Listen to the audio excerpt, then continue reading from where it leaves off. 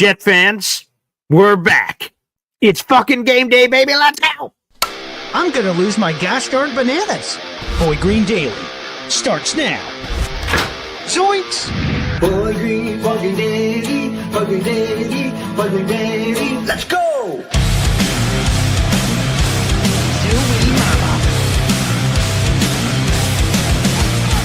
Put your seatbelts on. Get ready for the ride. We're the freaking New York Jets, so we're built for this shit.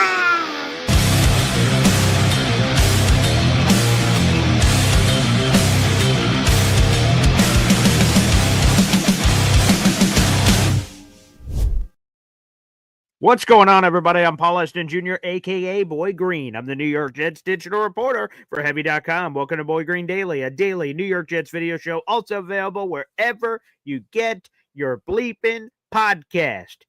And this jersey I'm wearing, this guy's playing today. He's making his Jets debut, baby. Some Justin Fields action. And I'm fired up, baby.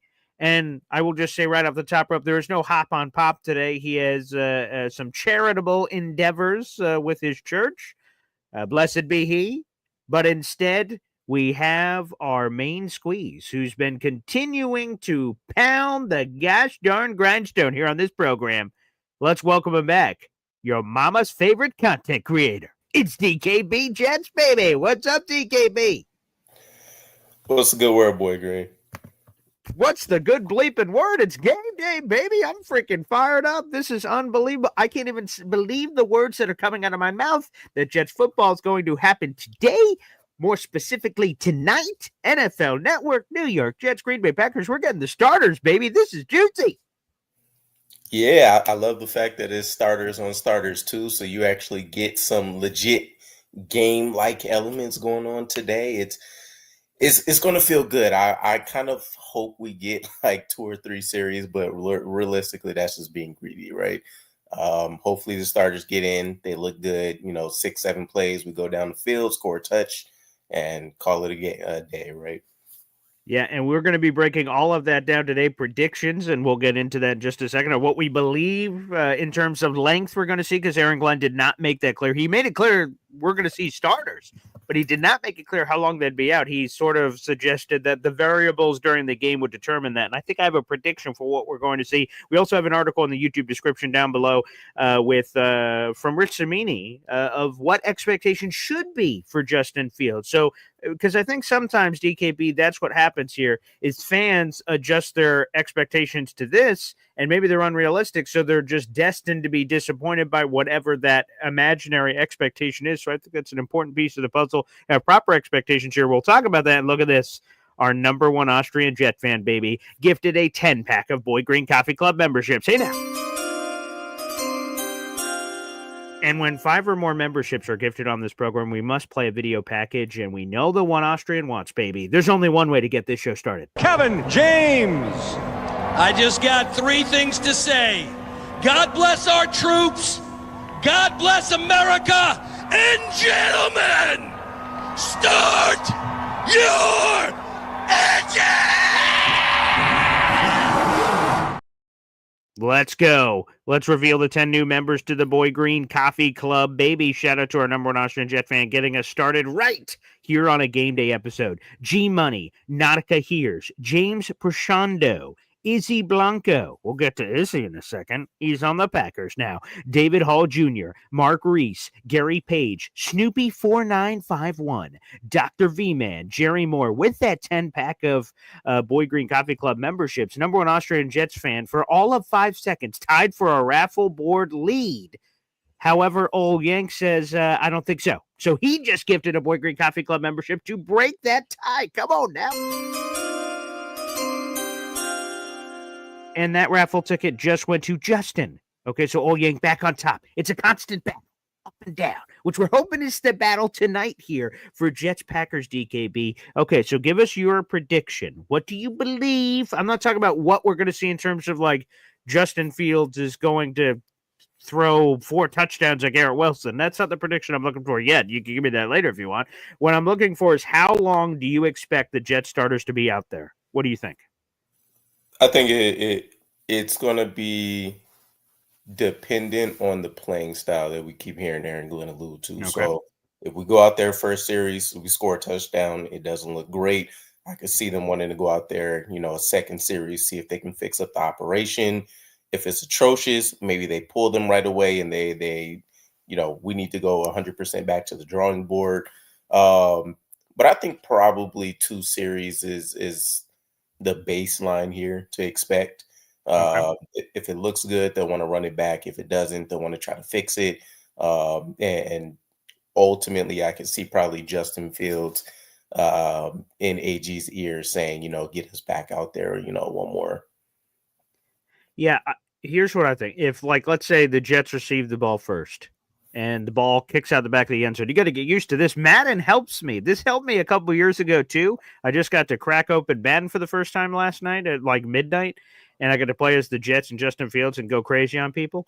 But 2 years ago, the kickoff rule changed, and none of us had seen it yet. Preseason hadn't really happened yet, so playing Madden was teaching me all the new rules of the kickoff. So when the season got here, I'm like, sweet. So this time around, the thing that I was being taught on was whatever my train of thought I just lost, but something. I was just playing Madden last night, and it was just sort of getting me ready for the game. But that's it. The new rule now is where the touchback is. It's a 35 if you kick it out of the back of the end zone, which is super punitive. So teams are like, oh shit, don't want to kick it back there. But then you always risk setting up Ramondre Stevenson. Travion Henderson of the Patriots ran a kickoff back to the house last night. So that's the risk if you don't kick it out the back. It goes back and forth.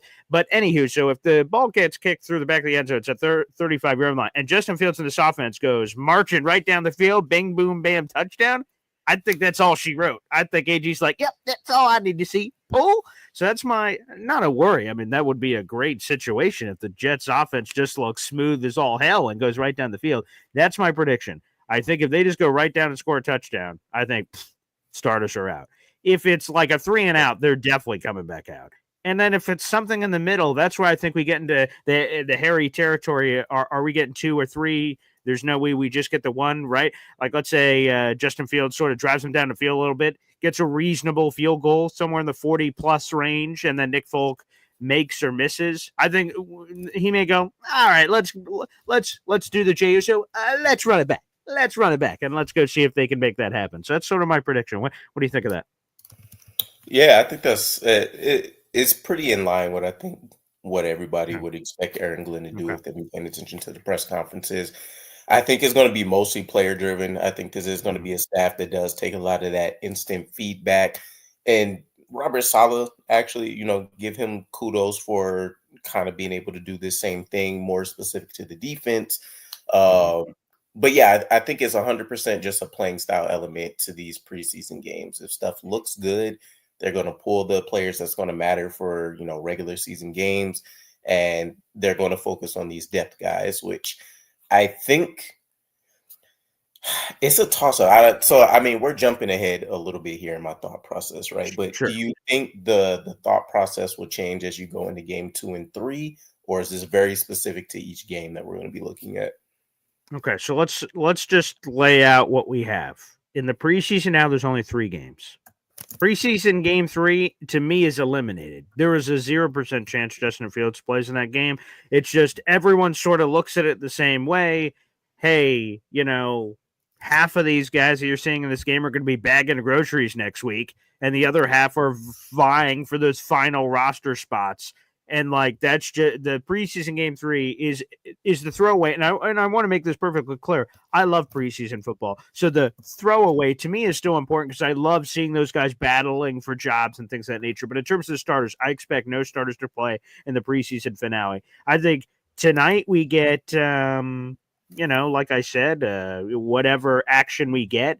And then I think the dress rehearsal, like maybe a full quarter next week against the Giants. And maybe not because of the joint practice. Because if we go by the Saleh strategy, the joint practice was the game. No, they're not playing. But AG just seems like he has a different vibe. So I would say maybe a quarter is what we get next time. And maybe that's being too aggressive. I'm not sure. Yeah, I feel like we probably keep it low key, right? AG doesn't seem as scared to try to get his guys, as he calls, calloused for the season, right? So maybe we do get that quarter. And he feels like, again, maybe we're going in, we're still playing soft. Maybe we didn't come out firing, which if we do get the touchdown, one of the reasons in the opening series, I think that they would still roll them out is because for the majority of these practices, the way that I understand it, the offense has been very sluggish. It's been slow. It's been inaccurate. It hasn't looked pristine, which nothing will ever be perfect. But um, I don't know if the one series, no matter how good it looks, will be enough potentially in his eyes to just say it's a done deal.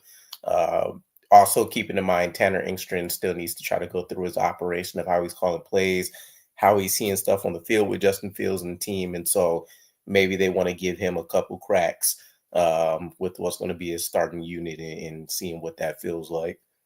Which could totally make sense if they decide to go in that direction. It's just cool that we're going to see Justin Fields tonight because, with previous, regimes, we didn't get to see a lot of the starters or it was very selective. The other thing, here's a sneaky thing I'm looking forward to tonight. There have been several starters that have been ruled out, several starters / just players in general because of injury. One of them is John Simpson. Who's lining up at left guard tonight? Are they doing the center combo where we get Joe Tippmann or Josh Myers at center and then the other one kicked over to guard? If we go by the unofficial Jets depth chart, it's going to be Cole Laval, my boy. I love Cole Laval. So if that's it, great. But I'm curious, what's your, if you had to predict, because obviously it won't be John Simpson. He's already been ruled out. So it's not going to be him. So who's it going to be? Who's the starting 5 offensive line? Yeah, I feel like they go depth. Okay. So I feel like what'll happen is we see Tippmann come in at left guard. We understand why it's going to make sense and all these other elements, but it feels like then at that point, this pseudo center competition piece that we've had hasn't been much of a competition. It's really been grooming Myers for the starting role. And then it's been the expectation that Joe Tippmann will stay there just until injury hits. And so this will kind of be a practice run for him. We've, Tippmann had an interview maybe a couple weeks back talking about how much easier it was playing left guard in practice once John Simpson did go down because he's not worried about all of the things the center did. And in fact, because he knows all the calls and everything is allowing him to play even quicker. And we saw how good he looked the first year. So I would totally understand what happens if we see that roll out. But I would love to still just see Joe Tippmann at center, bring in Cole Laval, see how some of these guys fit. Obviously, he's going to be out of his class, potentially, for as high as I am on Laval. But it's a toss-up, man. I don't know which way we'll go, but I think this staff has at least proven through OTAs and training camp so far that they're willing to keep guys in their position. And this is really just like emergency cross-training when you see Tippmann filling in. Yeah, I could see that too. Folks, if you're watching in the comments section, it's freaking game day, baby. So make sure you guys throw in players you guys would like us to talk about here on the show. Any predictions or things of that nature, other players you have circled tonight. I'd love to hear some thoughts on that. That would be terrific. And we need to go to this next. Did you hear about what Israel Abanikanda, who by the way is on the Green Bay Packers now, said about Braelon Allen? Did you hear about this, DKB? I did. Well, everyone else is about to hear it. Let's go. Here's the clip. This is Izzy in the locker room with our guy that actually we did the Jets-Packers interview with to get us ready for this game. He was the one doing the interview here. Let's go to Izzy to the hizzy. I told Braelon, man, I call him Big Baby. But because he's so young, but he's so effective, like not just his size, like he actually got a great burst to him. Everybody think it's just his size. Everybody think he can't run, but he could actually run. He could catch the ball out the backfield. He could block. Braelon gonna be a great running back. To me, I don't know what people say. I say he could be next to Derrick Henry. That's what I say. That's what I told him straight up. Wow. So if you missed that, because, that could be hard to hear, let me make sure I make this abundantly clear on what Izzy to the hizzy just said about his former Jets teammate. He says the next Derrick Henry for Braelon Allen. Oh, my. Where the hell do I sign up for that right now? Where do we sign up for that right now? DKB? Huh? Braelon? Derrick Henry? King Braelon? King Henry? Yeah, I mean, it shouldn't be a shocker. This is the comps we've seen thrown around the entire draft process for him. And I think it was him. Let me think. Am I thinking of the right person? Yeah, I think it was Braylon who kind of had the I think they called it a sassy quote at the time where he was like, I'm a first rounder if it wasn't for people wanting me to see me play in shorts or whatever, right? In the combine circuit. So Mm. we know what he is, and even compared to Derrick Henry, he's kind of a freak of nature, right? A little bit more fleet-footed and explosive in different elements like that. So I at least love the fact he's leaning more into that physical playing style, and he's talked about it Mhm. all off season. So uh, I can't wait to see him plow through a couple of people and carry a few more. Yeah, for those who don't know, because when Izzy said this, I'm like, well, okay, let's do some looking into this. Derrick Henry is 1 inch taller. He's 6'2" to Braelon Allen 6'1", and he's 17 pounds heavier, at least listed. Because Braelon was listed at 235 last year, and it says he didn't gain weight. That to me sort of seems not realistic. That Braelon wouldn't have gained any weight from year 1 to year 2. So maybe I'm they pretty just sure he didn't said he update the picked up official like roster 10 sheet. pounds. Say that again. So I'm pretty sure he said in one of his press conferences he picked up like 10 pounds. Okay, good. So if that's the case, then there isn't as big of a gap as I'm about to say here, because, like I said, it didn't look like the official roster sheet updated. But he was listed at 235 last year. He's still listed at 235. But I would have assumed he picked up weight too. So let's add that 10 in. So Derrick Henry would only be 7 pounds heavier. Derrick Henry's at 252. So hey, I mean, let's just say the obvious thing here.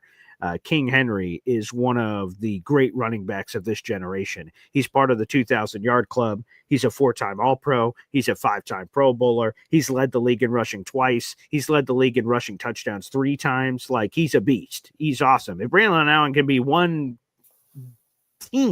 of what Derrick Henry is, we'd be happy. I will tell you the thing that surprises me about Braelon Allen is that, again, what we judge based on what they're asked in college to what they can actually do. In college, Braelon Allen had 49 career receptions. That seemed to indicate this is a one-trick pony. There's just a big bastard that can run physically, which that is a role, and there is a role for that in the league. But okay, that's in one particular category. The fact that he immediately showed in his rookie year that, yeah, they didn't ask me to do that, but that doesn't mean I can't do it. And he showed a lot of, to your point, fleet of foot with some of the receiving game. I'm very intrigued by what Braelon can be. And I'm curious, does Brees Hall just run the rock all year and Braelon once again plays second or third fiddle because he only had 92 rushing attempts last year?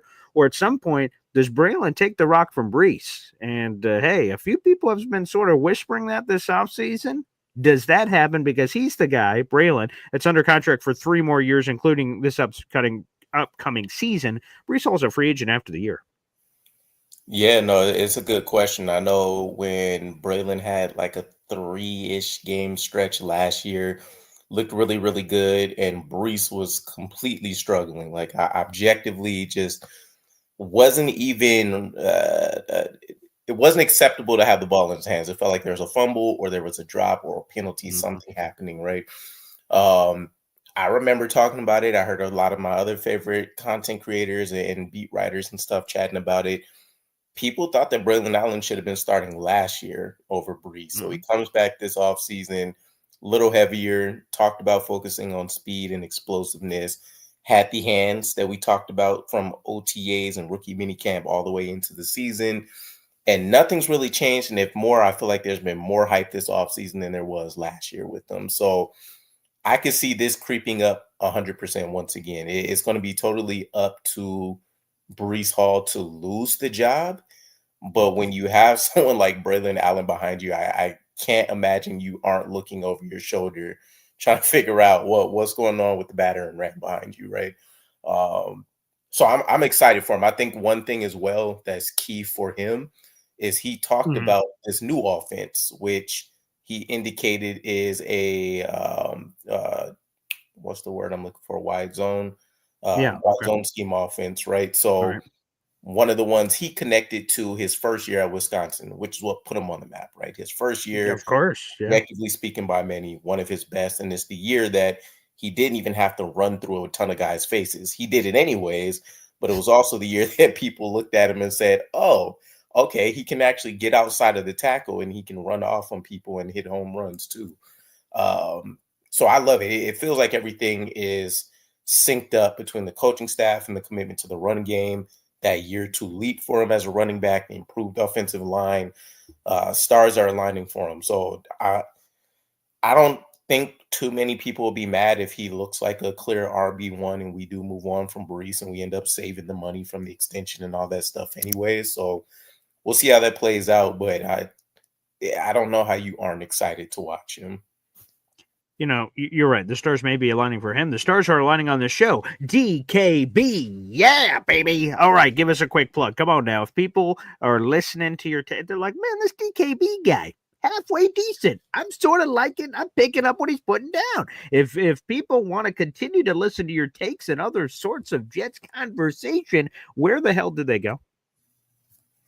Find me on YouTube. Same thing you're seeing here. I was going to say thumbnail, but in the video box, DKBX Jets.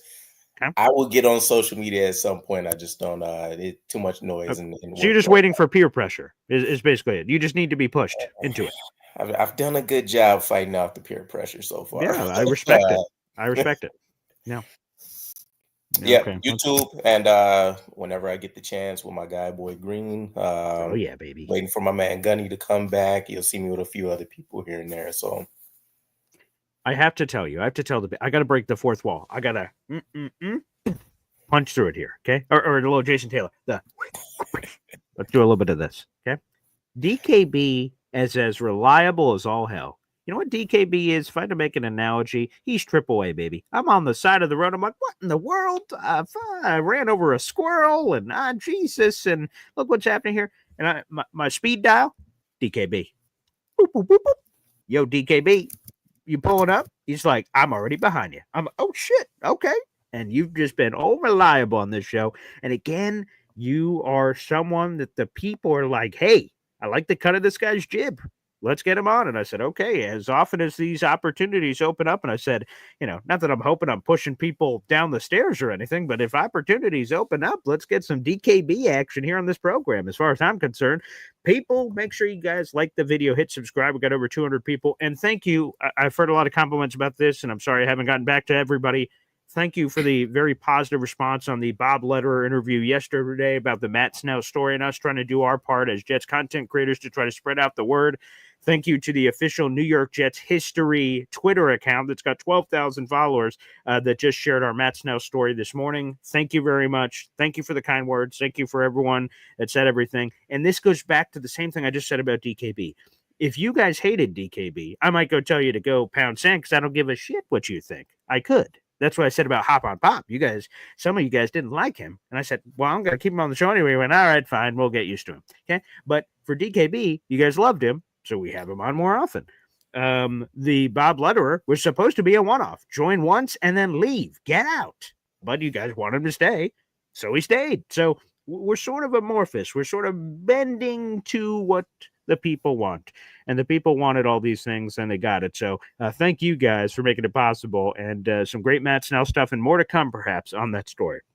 All right, guys, continue to either ask questions straight up in the chat. We'll also open up the phone lines here in a little bit. And if you have players that you want us to discuss, bring them up in the comments section. I see this coming in from Bill M. I want to see Arian's routes. Of course, he's talking about Arian Smith, the rookie wide receiver out of Georgia, the 4th-round draft choice, and hand progress tonight.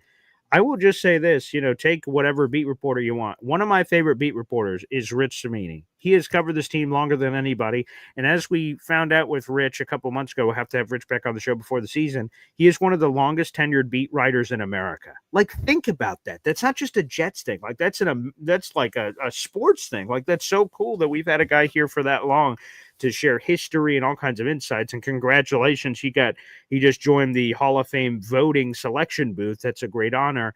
And he has said that Arian has looked really good in camp, and none of the hand issues have plagued him. It seems like on a consistent level, he's had really good hands, and that one of his calling cards, just like AG said in the presser, has been catching balls in traffic. So there was a lot of shit thrown at Arian and the Jets for that selection in the 4th round. People said, that's a 6 or 7 round pick, maybe undrafted, and you take him with the 110th overall pick in the 4th round. Jets, what the hell are you doing? And early on, it's very early on, but there's been some very positive returns here. Yeah, I'm not an expert talent evaluator or anything, but I think compared to, it's kind of like the Malachi Corley situation to a degree, right? You have more traditional style wide receivers that I'm sure graded better out there. And yet Malachi Corley ended up being your gotta have pick. Arian Smith felt like in that same kind of mold, right? I think Aaron Glenn, Tanner Engstrand, they clearly wanted a speed element. And I still think that if Dante Thornton was there, he probably would have been the guy. But there was a lot of upside with Arian Smith, a lot of immediate and clear upside, right? Two-star sport athlete with the track situation going on, a lot of injuries that consistently crept up. You look at the wide receivers that were ahead of him on the depth chart before he got his opportunity to actually go out there and start. There was a lot of different things going on to where he never really had a chance to just focus on football or stay healthy or really learn the nuances of the position as well. I can easily see this being a situation where you're a star in the track world and you're a hype guy that's full of potential on the football side. I'm going to go and focus my efforts here on track.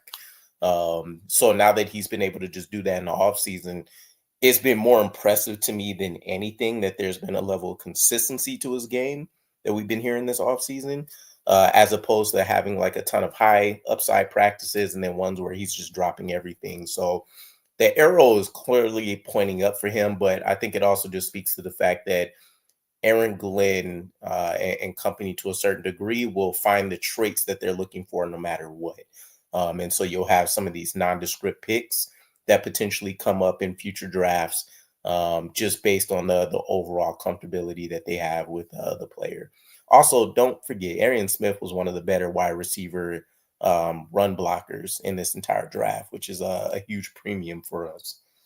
That's for sure. And I think a lot of people sort of overlook that because they just look at him and he doesn't look like Alan Lazard or Josh Reynolds, these big physically imposing guys. So they just make assumptions. But, AG has talked about the feistiness that is there with Arian Smith. He didn't find somebody that he didn't want to block. So he just has that mentality, which is unique for a receiver because receivers, again, we stereotype all the time. Oh, divas. Oh, they don't want to block. Like he has no problem blocking. And I just continue to say, and I've said this to you, DKB, all you need is Arian Smith to work once. And you have instilled fear for the rest of the season in every defensive coordinator's mind. You just have to hit once. And I hope for Arian Smith's sake and his career that he hits a lot more than once. But if you hit one deep ball once with that kind of elite track speed that he brings to the table, all kinds of things open up for this Jets offense, and I'm not going to be surprised inevitably when that happens. So good shout out, Bill M. Appreciate it for all the love for Arian Smith. Very nice. Let's keep highlighting a couple other players here. I see All Yank here says, is Malachi Moore cleared for this game? AZ Thomas and Stiggers are going to be fun to watch. So AZ Thomas was already ruled out for this game, so he's out. Mason Taylor's out with a high ankle sprain. Not that you mentioned him, just to throw it out there in the universe. The two starters that are out are John Simpson at left guard and Quinnen Williams. He's out. I'm trying to think. And Malachi Moore was a toss-up. Our last time we spoke with AG was, let me try to make sure I get it right. I believe it's Thursday. Yeah. So, I don't know if there's been any update unless you saw something DKP on Malachi Moore. No, what I recall is it was an oblique issue, oblique strain, and he caught it day to day at the time. So it sounded like he would still be a game day player. He's not technically starting anyways, right? So maybe they're comfortable with him coming in second, third quarter, a couple of snaps. If it looks good, they pull him quicker than expected for some of these depth guys. But I think we see him a little bit. Okay, yeah, I hope so. I hope he's healthy enough to go. There's been a lot of positive buzz about him coming after Tony Adams' job. My gut would say Tony Adams wins the job for week one. Again, there's still plenty of time, of course, for things to change. But Malachi Moore, and AG indicated this during the presser, that, no matter what, and he said sort of same things I'm saying, that like we're going to find ways to get him on the field. He could just contribute in a lot of different ways. So even if he's not a starter, quote unquote, he's going to find very creative ways to get him on the field. So that wouldn't surprise me. But in a general sense, I am excited for Malachi Moore to see. That's an interesting competition. Azarie Thomas is just a super talented guy that fits the vibe of exactly what AG is as a coach. So I'm curious to see how that develops. Despite all the Brandon Stevens haters out there in the universe, it sounds like Brandon Stevens is unquestionably going to start week 1 and probably for a large bulk of the season. So I know there's some hate on the outside. Results could make AC Thomas eventually there. And man, Quantez Stigger's been making some plays in practice, which excites me. Great. I'm such a big Quantez Stiggers guy for some obvious reasons with this story, but he just has this drive, this want to. And I'm sure you saw the quote, DKB. He's like, Justin Fields taking us to the playoffs, baby. Okay, playoffs. He's talking playoffs with a capital gosh darn P coming up here. My boy, DKB. Playoffs? Are you talking about the playoffs? I love it. I do think some of the quotes from Stiggers will end up getting him in trouble eventually. Like I remember him coming in and giving us something about how he wasn't going to cut his hair and caveman it until we won a Super Bowl, and like a couple weeks into the season or something, we see him with a fresh cut. And now this playoff comment. So for him being like a background guy, I would love to see him, slightly stop the predictions. But other than that, yeah, I absolutely love the background. Loved him coming in. I think he fits this. I think STAR is the official technical acronym that's been thrown out there a ton about guys being resilient, having like a certain attitude, a toughness to them. And I don't think S started with speed, but something else that AG's mentioned in a couple of his press conferences there. So you see it, I think, in definitely a ton of the draft picks, but also in some of these guys that have been able to shine over the course of training camp. These are the Aaron Glenn DNA players, if you will, whether they're starting, they're just core depth guys, special team players, etc. The ones that have stood out, I think, are the guys that are acquiescing themselves a little bit better to just this grit, the New York, New Jersey area grit that's going to be necessary for us to get back to this level of success. And boy, don't we want to get back to that level of success? It's been too damn long, and we have to continue to cite all the statistics and all the numbers back and forth of, we've only had one winning season the last 14 years. Wow, we haven't been in the playoffs since this. We haven't won the division since 2002. For the love of everything that is bleeping holy, can we just start, maybe it all happens at once and it's this unbelievable euphoria that's flying from the high heavens. Maybe that's how it's going to hit. But can we just start kind of checking these things off the bucket list? That would just be sort of nice if, eventually we could sort of get there and turn this thing around. That would be wonderful if we can get there. And something else, DKB, that we sort of have to address here. There's a lot of comments coming in. We're going to address all these players and things. But so preseason started last night. And before preseason game, Tom Brady got a statue. A 12-foot ass statue. Why not? And he had a joke for the Jets. Please, let's listen. But in the end, this statue isn't just for Pats fans. It'll also give all the Jets fans something to throw their beers at as they leave the stadium every year. Probably in the second quarter. Maybe the third.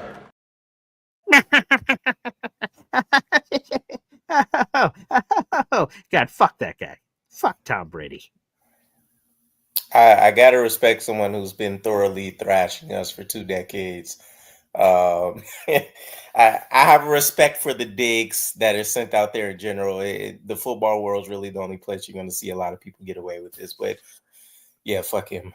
Fuck Tom Brady, man. Come on, man. We're just catching strays out in the streets. He's at his statue ceremony. We're keeping mind space in Tom Brady's head. He's like, I got a statue. What should I talk about? Oh, the Jets. Let me get that in. What a piece of shit. It's funny because I feel like anytime we publicly hear from him, there's a dig for the Jets out there. I'm like, all right, at this point, you're seeking out the hate.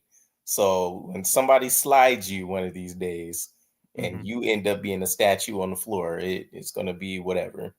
Hey, man, You know what? It is what it is. Did Tom Brady kick our ass when he played? Of course. He had something like a 30-7 record against the Jets during all his years and kicked our ass. There's no question about it. And at one point, the Patriots had won 15 in a row against the Jets. That's embarrassing.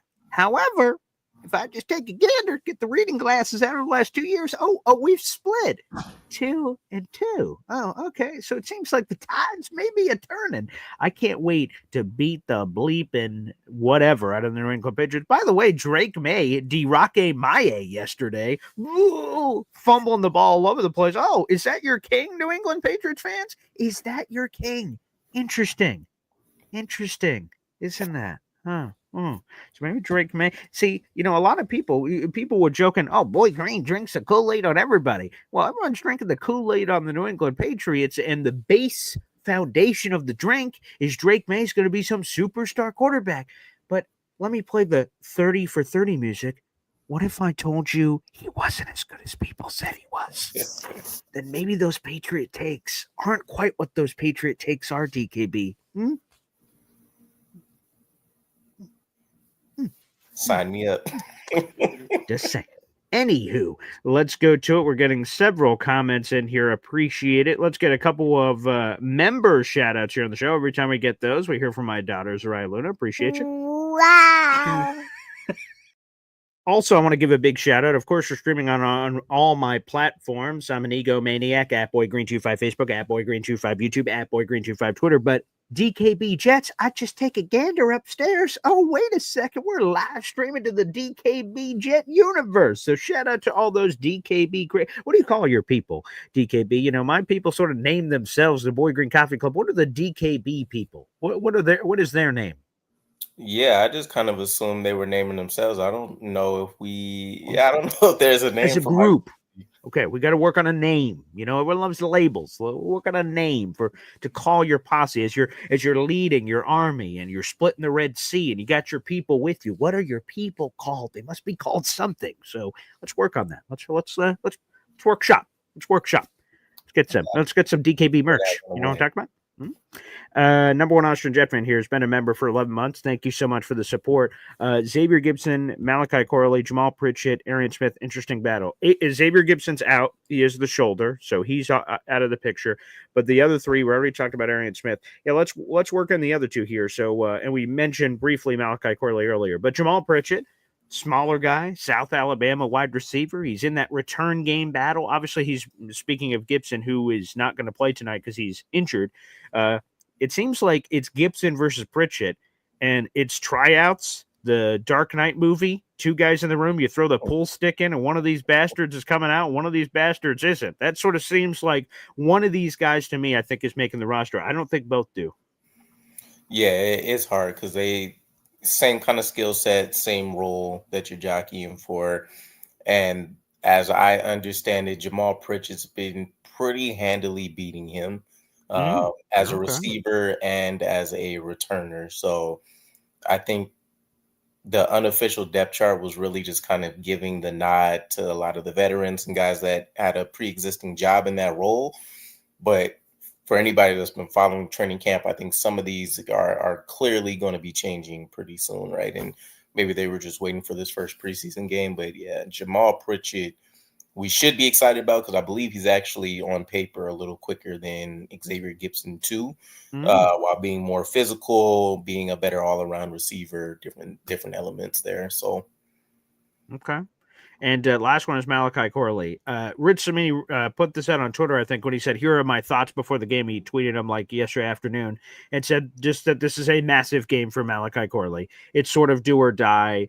And again, it's important to note that there are no roster wave cuts, at least currently constructed in the calendar. There used to be. What I meant by that is you would start with 90 men, and you'd have to get to 75 by a certain date. Then you'd have to get to 60 by a certain date, then 53 at a certain date. Those don't exist anymore. So you could do a ritual bloodletting in 3 weeks if you want to and just cut everybody. The point of what I'm saying is that Rich is correct that this is a make or break game, but quite frankly, all of them are, because I imagine a guy like Corley is going to be one of your final cuts if we fast forward to that point, and he is a cut. So he is going to have some of these opportunities, but I think tonight is massive. And regardless, he just needs to start pointing the arrow in the right direction, making some plays, because I imagine he is going to be getting a ton of action tonight, right? We're talking about the starters. Ooh, how long are they going to play? Corley, play the whole game as far as I'm concerned. Yeah, I think I would agree, right? It feels like it's do or die. And yes, we have 2 other preseason games to come in, but I think so there's big pluses and there's some drawbacks to waiting to cut down guys, right? But essentially what'll happen is you have the best chance to sneak somebody on a practice squad and stuff when everybody is draining blood at the same time, right?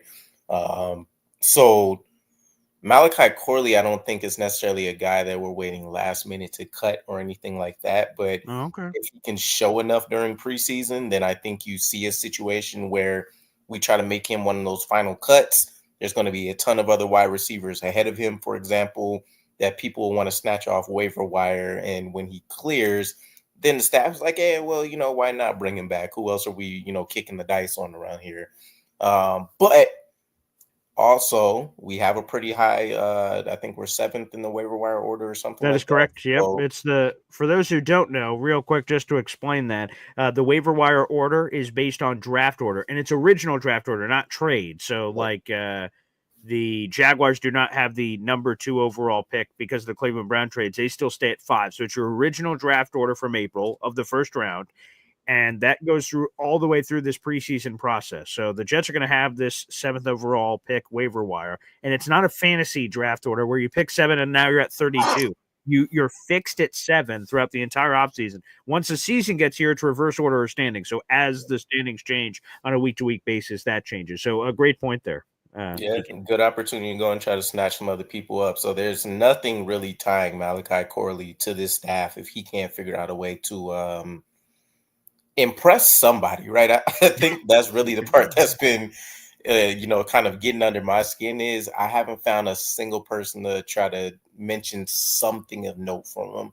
Engstrand was like, hey, he hasn't been available. When he has been here, I'm trying to figure out how to use him. We haven't heard from Sean Jefferson really about anybody this offseason.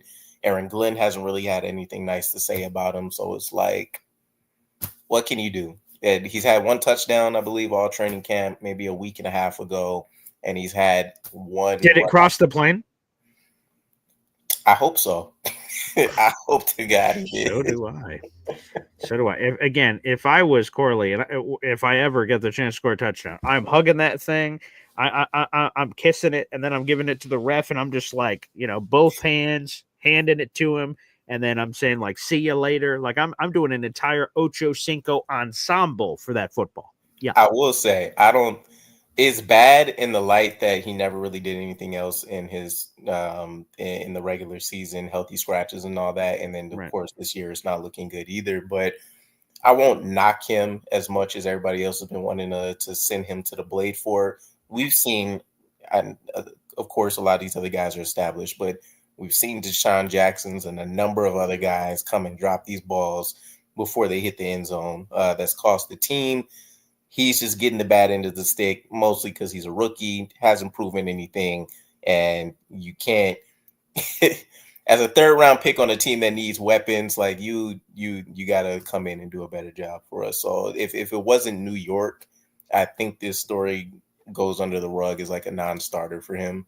And maybe he's able to try to salvage something in the regular season, but best of luck to him. I definitely want him to succeed if possible, because he's still a guy that really excited me once I dug into him, but it's looking like he just doesn't really have the NFL chops or maybe the mentality to actually stay. I'm being told he does, in fact, play in the New York market. So, unfortunately, that is going to continue to haunt him. So, sorry, Malachi Corley, but you're going to have to get over it, pal. Western Kentucky, it is not anymore. Click your heels 3 times, and let's see where we go, baby.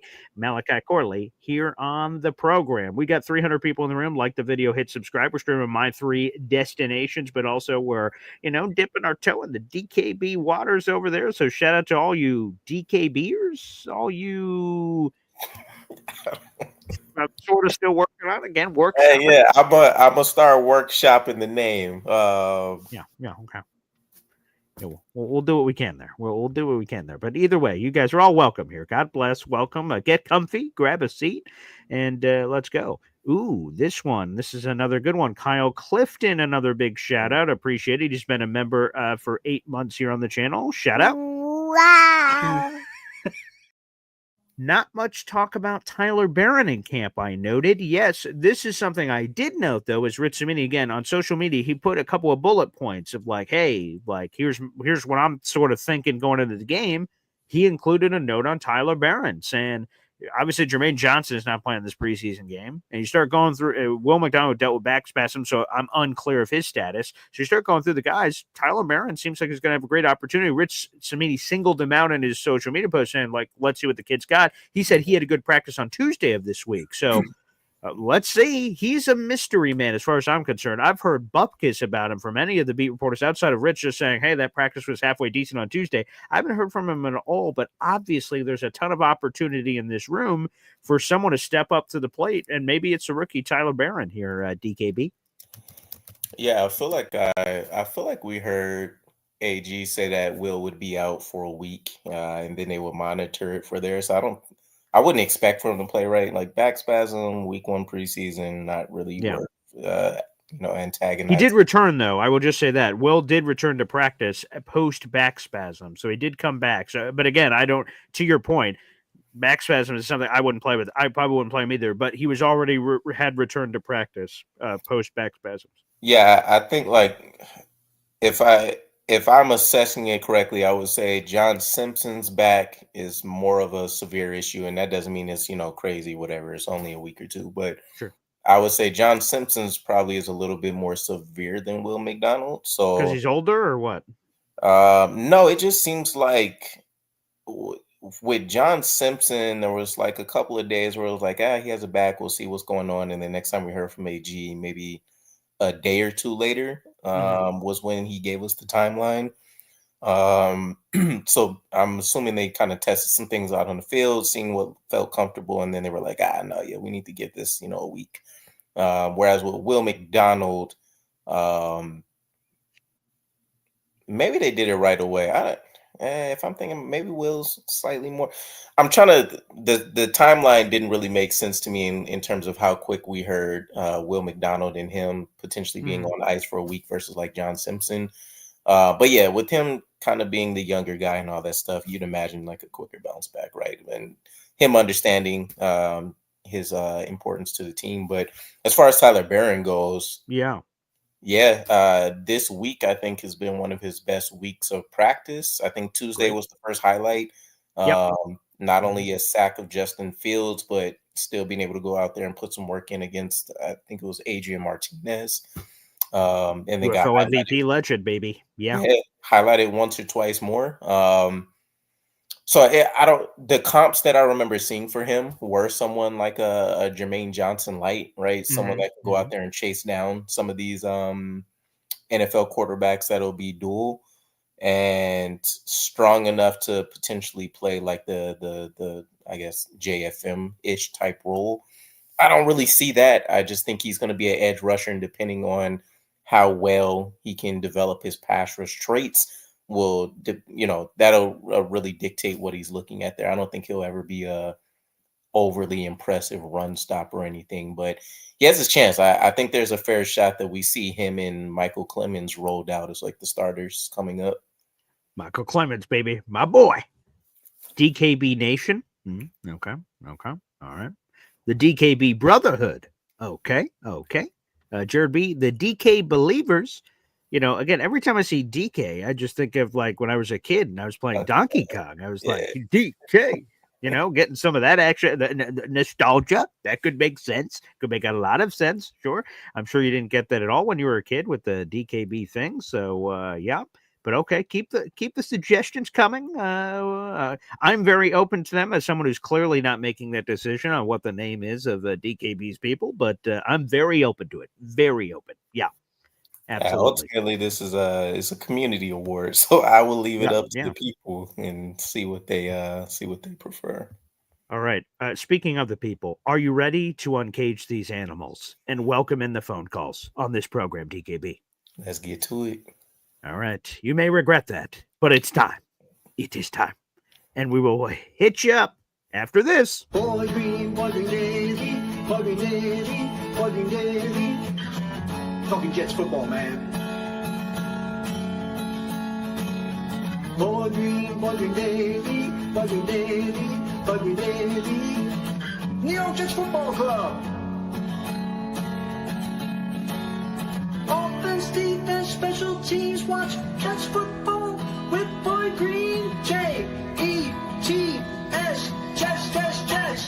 Let's go.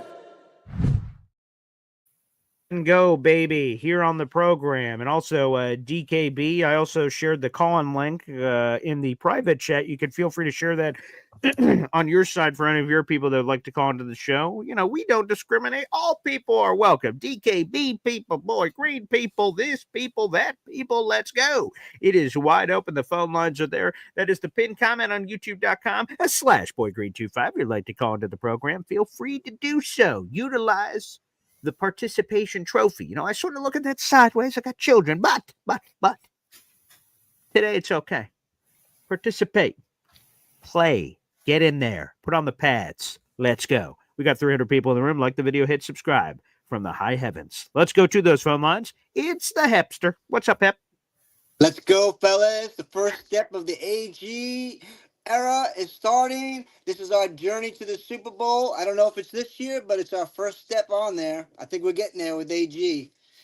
Anyway. I can't wait to see AG, because like AG was sort of talking about it this week, like running out of the tunnel for the first time. And I know it's sort of going to be different in a preseason game on the road in Lambeau. And then the second one is technically at Giants. So the only real like Jets home game we have is the final preseason finale, which again, I don't expect the starters to play. So week one, Jets Steelers, the emotions of AG, that was just so cool. It was a couple weeks ago now, but AG came out and he was just like, it just hit me. And man, when he opens up like that, we open. Oh God, the emotions, the feelings when he said that, I was like, damn, that just hit me right here. Like he wants his job. He loves the Jets. He is a Jet. He's our family. So him coming home just felt right this offseason. Oh, terrific. I also feel he's honest. With Salah, I always felt he was holding the card back, or there was, there was nothing genuine about it. There was always some kind of like, what is he hiding, or is he just a puppet for somebody else? You never knew where he stood. You know where AG stands. You know what you're getting, and I think people appreciate that, especially after 2 or 3 years of what we had just had. But I want to talk about the game a little bit. I want to talk about Cook. Brady Cook is his name? Yeah, Brady Cook, undrafted free agent out of Missouri. Yes, sir. Yeah, that kid is doing pretty good. I think he's starting. He had a little shaky first start, but I think he's settled down a bit and he's starting to find his legs. You know what? The kid could run too. It seems like AG has a type. You know, he likes these running quarterbacks. You know. Hey, you know what? Again, I don't judge. That's not my creed. I'll allow the gods to do that once we get there. But hey, if he wants to update his dating profile, the dual threat, a little mobility, a little sex appeal, hey, I'm all about it. Yeah, me too. Anyway, I'm gonna free up the lines for other people, but I just want to say, let's go. We're on our way. Woohoo! Peace. There he is, Hep baby, and let's come on now. It's a game day. We got to hit him with one of these. Ooh, the blood is boiling. And yes, that's another injury we overlooked. And I say we because I just like blaming other people along with me here, DKB. Tyrod Taylor, obviously, talking about old man. He's dealing with a knee injury that Aaron Glenn sort of categorized as an old man sort of injury, you know, some maintenance happening there. So he's clearly out. So if Justin Fields, let's go to, you know, you said DKB, your sort of dream was like, ooh, 3 drives would be fun, but I don't want to be greedy. Let's say it's 3 drives. The rest of the game is ring the bell, Brady Cook versus Adrian Martinez. Those are the only other quarterbacks on the roster, and Tyrod Taylor's unavailable. So folks, get ready for that tonight. That's another part of the battles, and obviously the battles to come in the preseason. So let Brady cook. Brady cook he will. Brady cook he will. Now, hopefully it's a good dish. That's all we're looking for. I see several of you guys have answered, including DKB. The game tonight is at 8 o'clock. It is on NFL Network, so when I say nationally televised in the way that I know not everyone has access to NFL Network, but it's not going to be one of those games that's not available to watch. So if you can find a bar or somewhere to get to NFL Network, or if you don't have it, or you know the right person with the right mooch password, maybe do a little puff pass. Okay, a little puff pass on that passcode. Feel free to take full advantage of that. But that is at 8:00 tonight. And by the way, it pays to be the New York Jets, right? New York. The Jets-Giants game, the Snoopy Bowl next week, which they don't call it that anymore, but I'll still call it that. That one is also on NFL Network. So we're getting a nice little benefit there, DKB, of them putting us in the spotlight. That does not always happen in the preseason. Yeah, and I'm sure it's warranted, right? You get that first-year head coach little boost, and sure. Justin Fields, I'm sure, is going to draw in fans no matter what. So I'm not mad at it, right? Preseason is usually a struggle, especially before I bought like streaming packages and stuff to get these games, especially being on the West Coast. So anything that gets more games in my face, huge plus. Oh, yeah. How rude am I? 8:00 Eastern time, or 5:00 for DKB. I'm going to be honest. I hate you people, DKB. And I just said I didn't want to discriminate, but I hate you people. Now, you people is you West Coasters. You get that, 5:00 game. Let me go to bed at a respectable time. I hate your guts, pal. How un-American is that? You wake up and watch some football at 10 in the morning? What in the world? What's going on here, man? Yeah, I don't know if I fit into that category. I still live my life as if I'm on the East Coast. Oh, you do? Oh, okay. Well, okay. Yeah. All right. Then I guess I sort of take some of that back. I take some of that back then. To be fair, though, you have a strong point. There's a lot of people that whine about some of the timing of the games here, and I'm like, you don't know how good you have it. And see, we balance each other. There's a yin yang element here. DKB is even keel. He tells it straight. Not getting too high or too low. I can relate. If I put my fingers on the neck of DKB, I'm like, is there a pulse there? He's calm, cool, and collected. That's what you want from a quarterback, right? So if Justin Fields doesn't work out, we got DKB. You know, he's just, we're all losing. Me, I'm in the huddle. I'm like, man, throw me the ball. We got to do something. And you're just like, hey man, I got you. Let's go to work. And you just had that calm, cool energy. That's important. That's important energy, DKB. Have you always been that way? Is that how you were born? We're just born with this? I think my mom tells a different story. No. Hyper up to a point. Okay. But as far back as I can remember, yeah, for the most part, I've been just kind of laid back and chill. I attack life in a very, just neutral fashion, I guess, for lack of better words. Okay. But yeah, there's a time and place for everything. So I'm sure I get crazy here and there. Okay, so let's do that. So I'm going to jump right to it. You said time and place. That was my next question. Beautiful segue. It's like you've done this before, DKB. Game day. Camera's on you. You don't know what camera's on you. It's watching you in your natural habitat. You're watching a game. What is going on? Is DKB just like, oh, Justin Fields completed a pass? Are you? What is? Or is it somewhere in between? Perhaps. What's the DKB viewing experience like?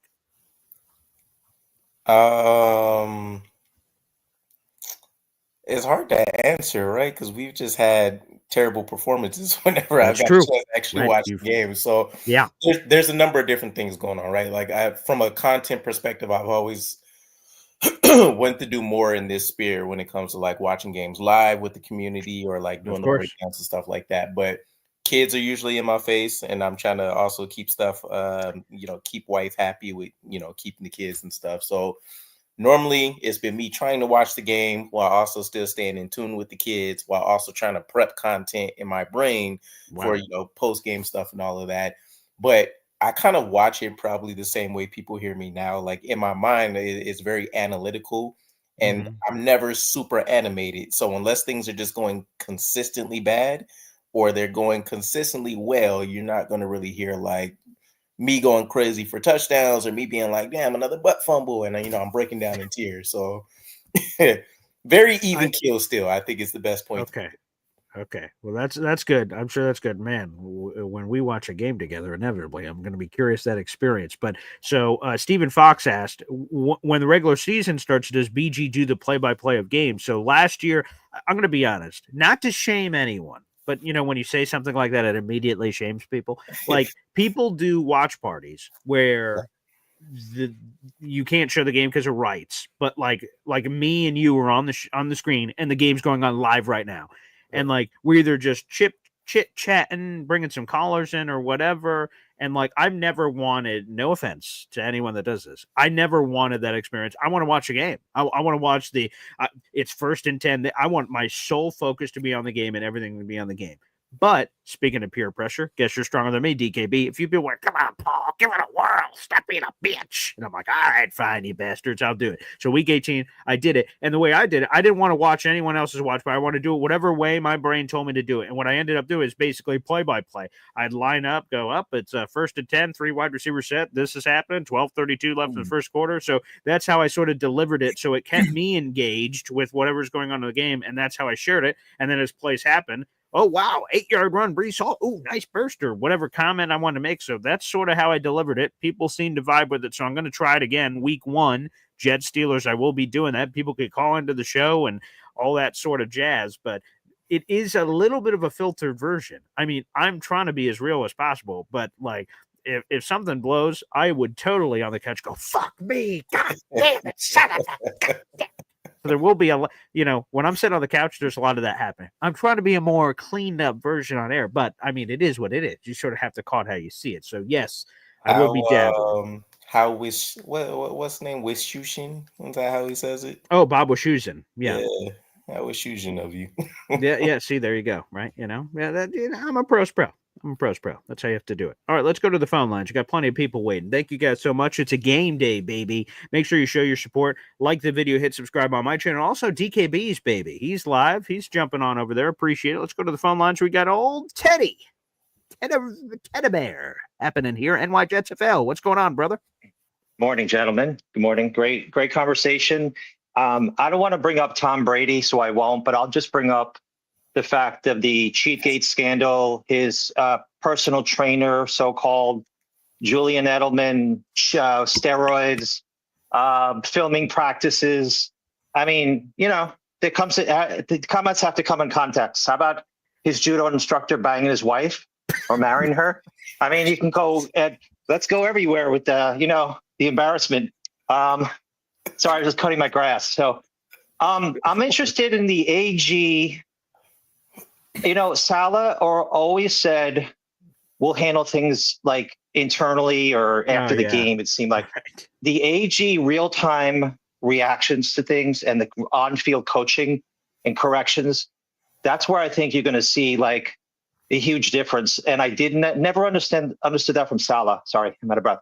I never really understood that from Salah, where, he was so rigid with his ideology, with his defensive philosophy, where he had, Sauce couldn't travel and I can't criticize my players. I mean, it was very elitist, to be honest with you.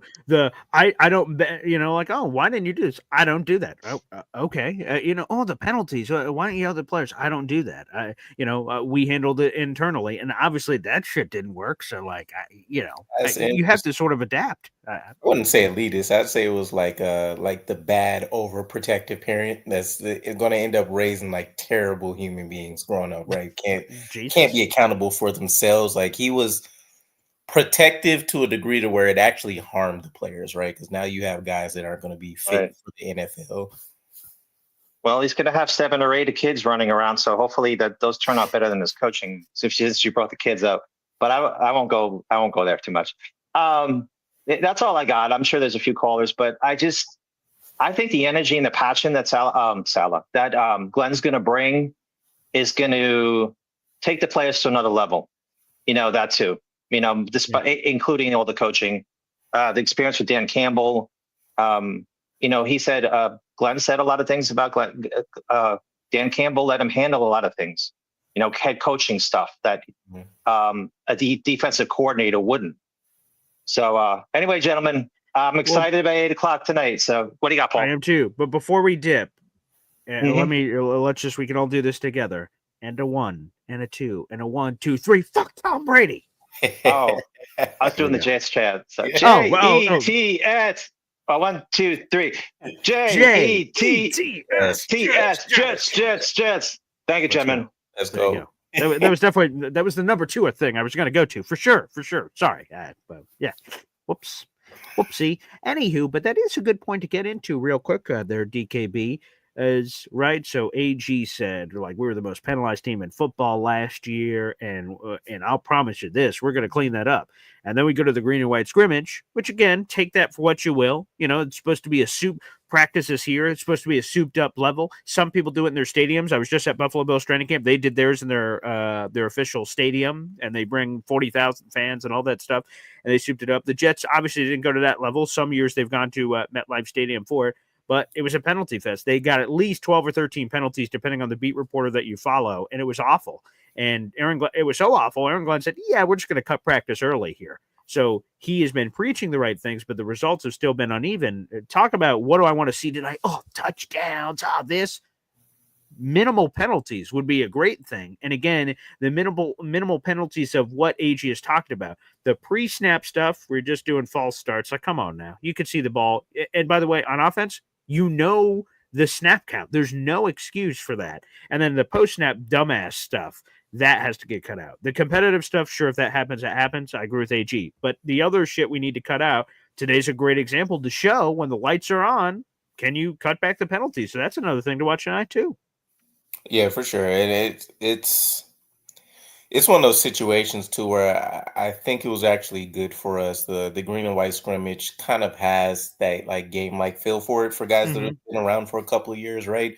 Fans being there, you know, the lights being on, all that kind of stuff. So if anything, that is kind of the trial run, right? All right, we've given you guys a game-like atmosphere. You couldn't handle it necessarily, right? The brain wasn't ticking the way it needed to at the time we needed it.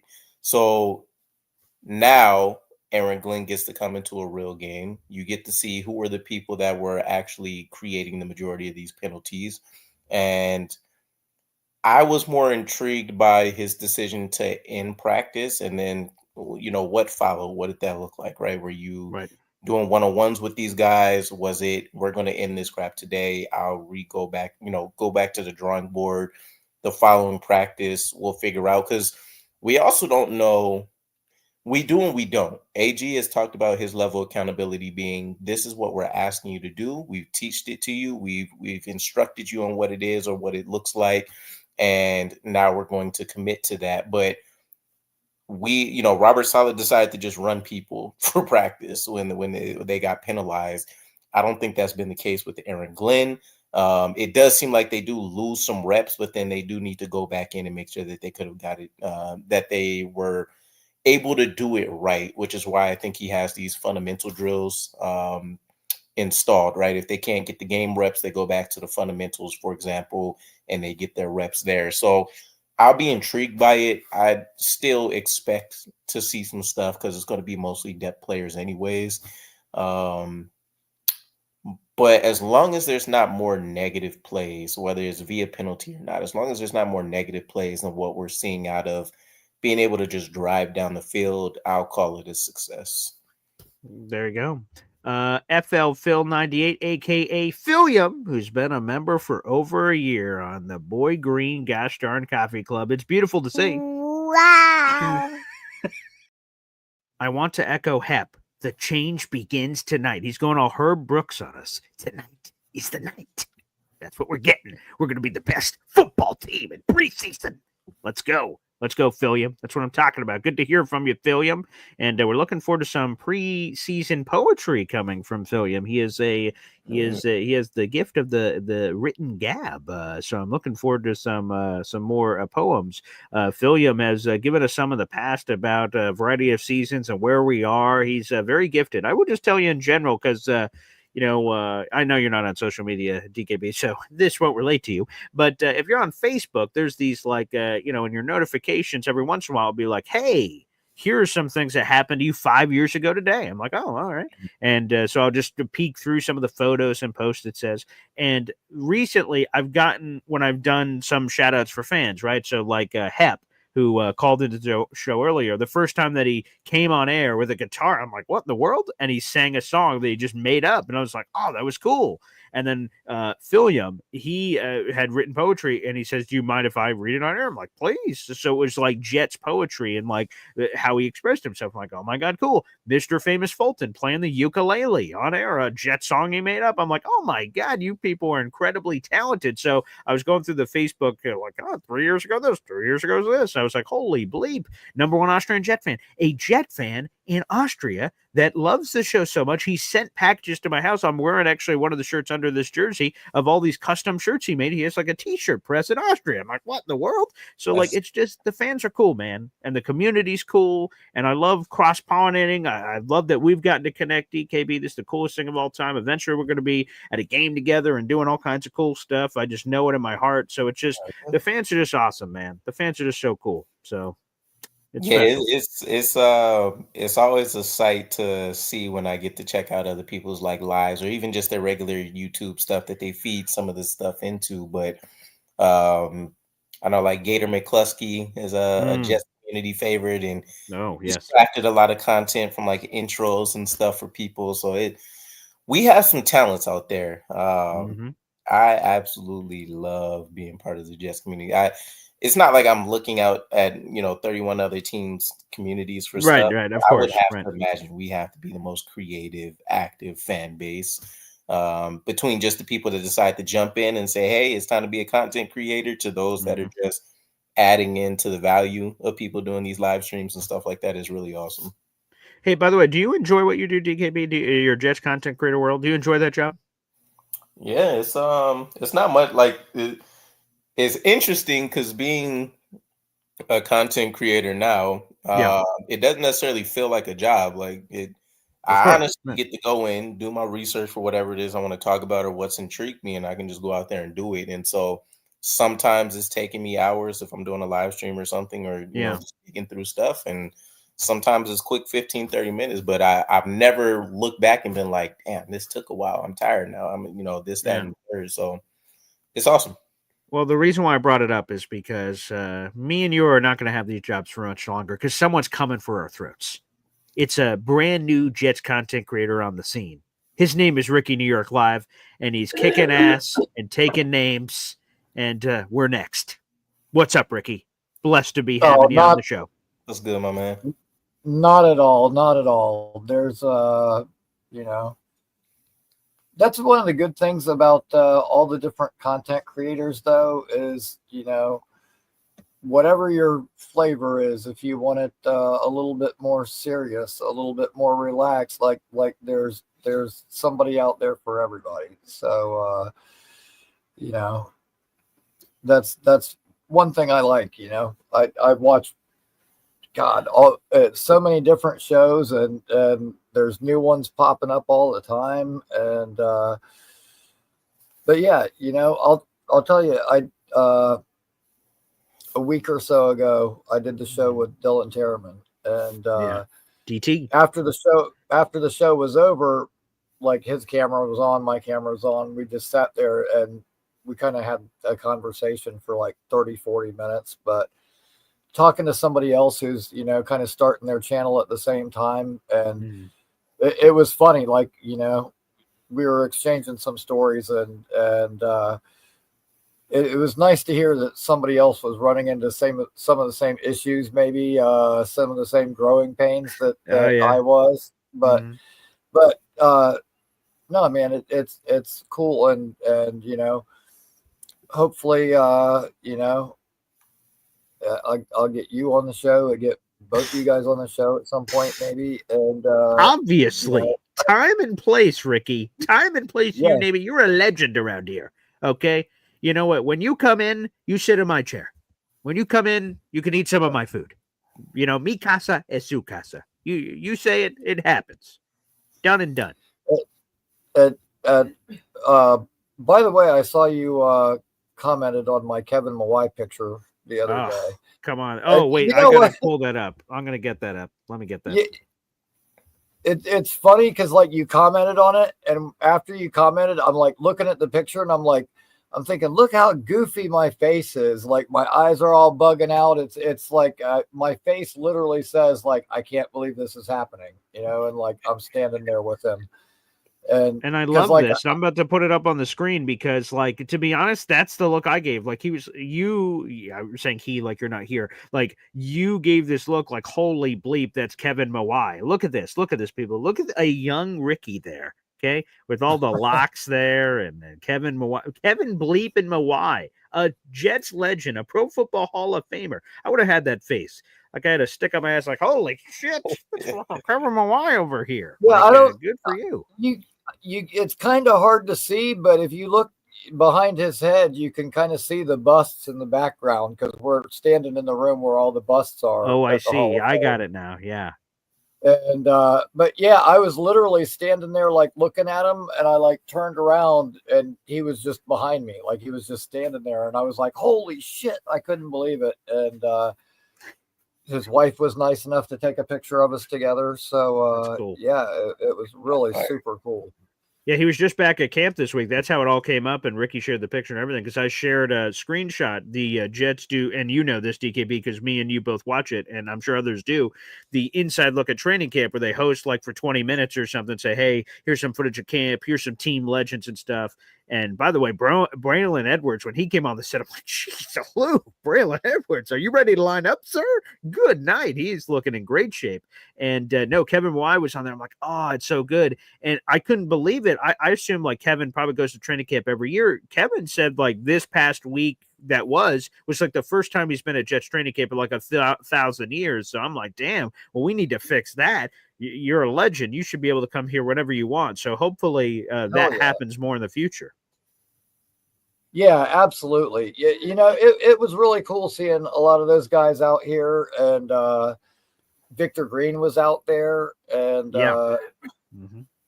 Glenn Foley. How about that? I haven't heard from Glenn Foley in like 1,000 years. So like when AG was going down the line and they were saying this guy, and I'm like, Glenn Foley. Whoa, what a deep cut. Glenn Foley. Wow. Yeah, that was awesome. But you know what?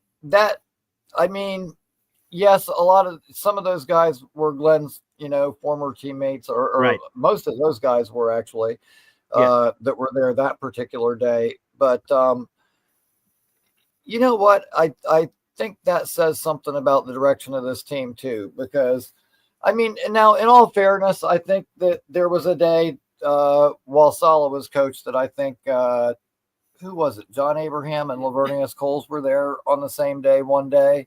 Yeah, or something, but there wasn't the mass turnout of former players like there is right now. And man, I really feel like that era of Jets football is back. And the funny thing is, when I became a Jets fan, Aaron Glenn was on the team. Like he was our starting corner when I became a fan. So this is kind of a full circle moment for me. Yeah. I just have so much more faith in the coaching and stuff. So Robert Saleh was obviously out of his depth.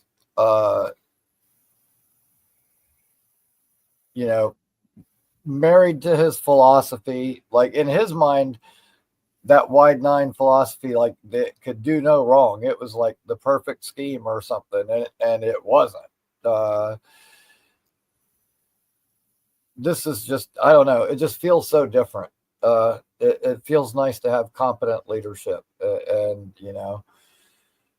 I'm looking forward to it. Unfortunately, I have to work tonight, so I'm gonna have to record the game, and I'll watch it when I get home tomorrow morning. But okay, I'll be following it on my phone anyway, and keeping an eye on it.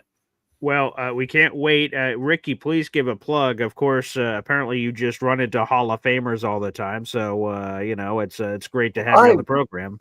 But, I wish Curtis but you Martin, know what? Kevin Mawai. There's a lot of flexing going on here, Ricky. I'm going to be honest. I'm a little uncomfortable. You're just running into a Hall of Famer every day. You went to the Hall of Fame. I'm sure you saw some. Okay, let's just compare stories here. Right? Statues. You saw people. So okay. Let's compare something here, right? So Ricky goes to the Hall of Fame. He meets Kevin Bleep and Mawai and Curtis Martin. You want to know who I met at the Hall of Fame? John Idzik. Yes, the former New York Jets. That's who the hell I meant. And I'm like, oh, and I said to myself, oh God, why? This is the person that has to show up on the same day I'm here, John Idzik. And I was going to politely tell him and his wife to leave, but I didn't. I wanted to, but I didn't. It's okay. You're chilling with Kevin Mawai and Curtis Martin. I'm chilling with John Idzik. Okay, there's levels to this, and you're beating me, Ricky. So if you just want to have it, then fine. What are you doing, BG? That was your entry into the front office. Apparently, John is. Well, you know, when I got to the Hall of Fame that weekend, like as soon as I went in the building and I started walking up the steps, Terry Bradway and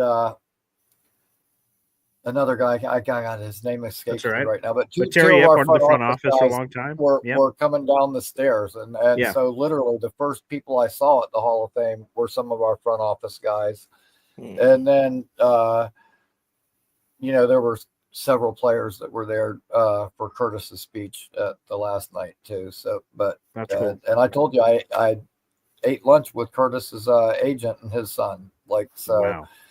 that was. I didn't eat lunch with John Idzik. For those that are curious, I didn't. He offered, but I said no. So just want to make sure that's clear to everyone out in the universe.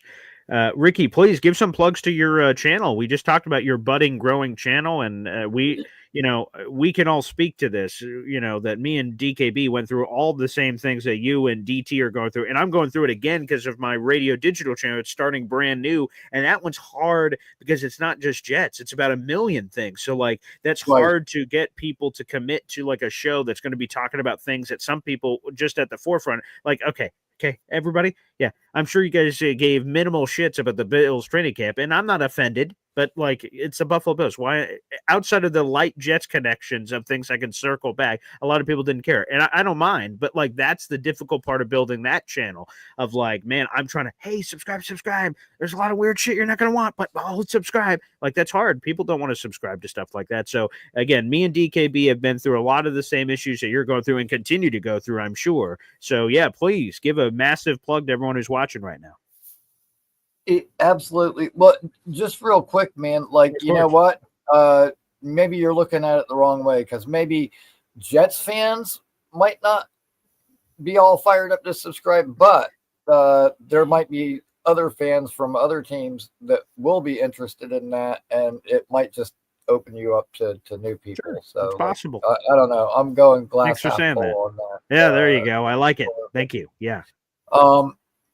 Anyways, yeah, Ricky New York Live. Let me see. I will have a show Tuesday night at 8 p.m. and then not tonight, but the following Saturday at 8 p.m. Perfect. Let's go, Ricky. Keep killing it, buddy, and keep showing off your incredible Rolodex of all these Jets legends, you know. Well, I'm going, hey, John Idzik. And people are like, ugh. And I'm like, okay, sorry, man. I do what I do. That's sort of what it is. Well, because Ricky brought this up, I guess we'll make an announcement here on the show about that radio digital show that I host, because this is Jets related.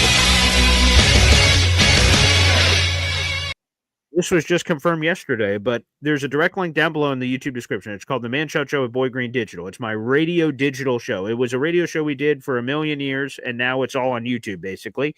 And every week, starting next week, Jake Asman will join us every single week to talk all things New York Jets. So there will be a pocket of Jets action for all you Jet fans out in the universe. It'll happen every week. It won't be the same day or time, but it'll happen once a week, every week, talking all things the latest in the New York Jets. And we're going to do it next week and every week moving forward. So Boy Green and Jake Asman are going to be back together for that. I'm sure I'll do stuff with Jake on his channel too. And my radio digital partner, Jim the Man-Child Lurch, will be a part of that as well. So really excited about that. So Ricky helped me by accident guest on the show. So shout out to Jake Asman. That's going to be pretty cool. So if you guys would like, please subscribe to that channel. I think we're almost at 200 subscribers, and when we reach 300 and every milestone after that, we're going to be giving away free shit. The free shit we're giving away this time is an autographed David Tyree Super Bowl photo of him dunking on Rodney Harrison, which, by the way, for Jet fans, how can you not want that? I have it up here on my shelf back here, a autographed David Tyree football. He's a Syracuse guy, so of course I have that for Syracuse, but also because fuck the Patriots. So to be honest, it's a great gift. We're going to be giving that away when we reach 300 subscribers. So good luck, everybody out there in the universe. Yeah, good luck to you. Yeah, come on, DKB, give us a plug. What the hell you got cooking over there? Come on, give us some more plugs. Yeah, not much, man. Not much. Just stay tuned. Okay, all right. Yeah, it is what it's a constant grind, right? Mm-hmm. I think for anybody that's new on a content journey or anything like that, like Yeah, what's your advice? Give some advice. Yeah. um I don't know about advice, right? But experientially, I could Okay. tell you this, right? That's a cool word. Wow. Is is don't compare yourself to others in general, right? So one of the struggles that'll be out there is you'll watch your guys, right? You have your boy Greens and your Jake Asmans and Mhm. your Jet Centrals and stuff that you're watching, Buffalo Jets fans, some of those like bigger up tier channels. And you might be watching them in the grand scheme of like a YouTube video. Everybody's like, well, it's just a guy talking in the camera, right? Yeah. Like, why can't I do that and Sure. reach 40,000 plus too? But there's a lot of nuance to it, right? There's some people that are like, yeah, this guy's monotone, don't care. This guy always comes in, looks messy, don't care. This guy doesn't know what he's talking about, whatever. Like, there's guys that I'll see comment in consistent videos, like literally just, fans of a channel. And I'm Mhm. like, this person would probably have a cult following, right? And it's usually some troll or someone like that in there. But it's like you can see where certain stuff would translate. Like my first year, I think the majority of the videos I had, like after a day, I probably got like maybe 10, 15 viewers or something like that. And like I was like, all right, we're just gonna grind this out. 10 to 15, give it another year, maybe that'll double or something like that. So for me, it's just been about the consistent gradual growth. And to be honest, I think that's one of the best ways to go about it as well, because then you end up building a cult following, right? It's not Mhm. necessarily about just having a fan base of, oh, I got, 200,000 subscribers. Superficially, it sounds great, but then you go on a live stream, you only have 5 people that are jumping in there. You're getting like, 1 or 2 comments a video. This is about actually building a community, and part of that is the consistency. Part of that is, of course, obviously knowing what you're talking about and stuff, but just being able to create an experience for people. And so, I pay attention to Boy Green and some of the other people I mentioned a lot, because they do that, right? Whether it's the bells and whistles of being able to set up their stuff here, or it's just he brings great energy. I love hearing about him. He also has awesome fans and all this other stuff. So it's a grind no matter how you go about it. Oh You can yeah. be a perfect person, you could be the worst person. It's going to be a grind either way. So give yourself some grace for one. Mhm. And two, just figure out what you can work with within the confines of what you have, right? My Mhm. scheduling is dictated a lot by my kids. So if I wanted to stream, I'd have to do it like the streams that most people see me on is during a work lunch break. If not, then I used to do them at like 10 o'clock at night, or 1 in the morning for the East Coast people, right? Because I had a small amount of time there before I was jumping back in with kids. But you chip away at what you can. The technical stuff, anybody under the sun can pick up on.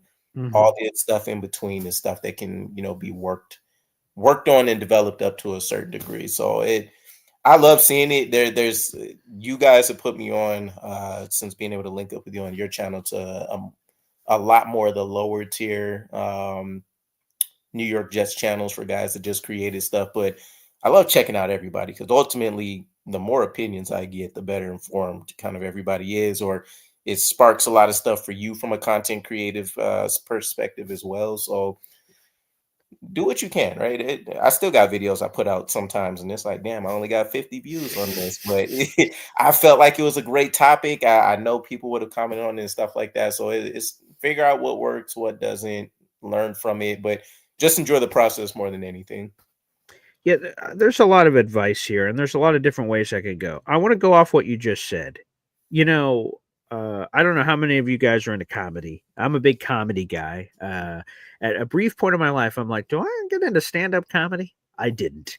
But one of the things that I enjoy about comedians is, and I've seen a lot of comedy sets, is that they'll tell a joke and then they'll get whatever the response is. Normally, it's not great for what I'm about to say, and they go, "Don't worry, that one was for me." And then people go like, "What?" And then like after the set, right? You get to meet the comedians, and everything. I'm like, "What? What was that? What was that?" He's like, "You know what? I laughed." this comedian says have the show, and that was for me. And he says if people jumped on the train, phenomenal. There was 48 other minutes that they could have laughed at something. This one was for me. And when you go to that video you talk about, one of the most frustrating things for me as a content creator, and that includes writing and all kinds of stuff, I have done research articles that take like weeks to put together. And I'm like, oh, I'm making phone calls. I'm trying to get sources. And I'm no Rich Samini or anything. I'm not trying to portray myself in that way. I just try to do everything I can for a cool Jet story. And I put it out there. I'm like, yeah, baby. That just felt so good. And then it got like no views. And I'm like, shit, I did all that for dick. But then I said what you said. You know what? Like, it's sort of like, hey, man. Like, and then I thought about that comedian. That was for you.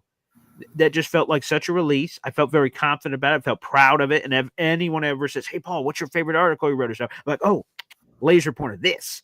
And I don't give a shit what views it had. I feel good about this. There are shows I've done. The Brett Michaels show, I talked about my dad. I'm like, I'm going to be honest. I said at the beginning of the show, I have no idea how many people are going to watch this show, but this show's for me. And this show's for my dad. And I'd be disingenuous if I just did a show randomly about some nonsense Jets story right now with it. There was Jets talk that happened a little bit in the show, but most of it was this Brett Michaels thing. And I still don't know. I guess I could go look it up, see how many views it had, but it didn't matter. I did that for me. So I think content creators out there in the universe, you have to sort of keep that, that flame. We all have a flame, and it lights it up for different people. Some things are silly things that lights that flame. Some things, DKB said, oh man, I worked on this cool video and I felt really good about it. Didn't deliver. Whatever that is, to me, I think that's really important. So keeping that flame, and it could be one thing a week, it could be one thing a month, whatever it is for you, where you say, I don't give a shit what the views are. If the views are great, God bless America, or the clicks, or whatever you're doing in life, but just do it. And I think that's important. Another thing I would say is I'm just trying to unload the things that hopefully I've learned is you have to just crank. You can't be influenced by the fact that you have 3 views. I'm celebrating in a month my 5-year anniversary on YouTube. I did pregame shows for the 2020 Jets season. We were 2-14 that year. By the way, a hell of a year for me to start that YouTube journey. Wow. Doing pregames for every game of a 2-14 season. And we did them all. You guys can go check that out. I suggest you don't, please. But anywho, there was 3, I was live streaming. There was 3 people listening. It was my mom, my dad, and some random Seattle Seahawks fan who stumbled into the room. And he just sort of stuck around because I was in there. That was it. And it would have been very easy to be discouraged. Like, Jesus, 3 people. Is this even worth doing? Should I even do this show? And I'm like, you know what?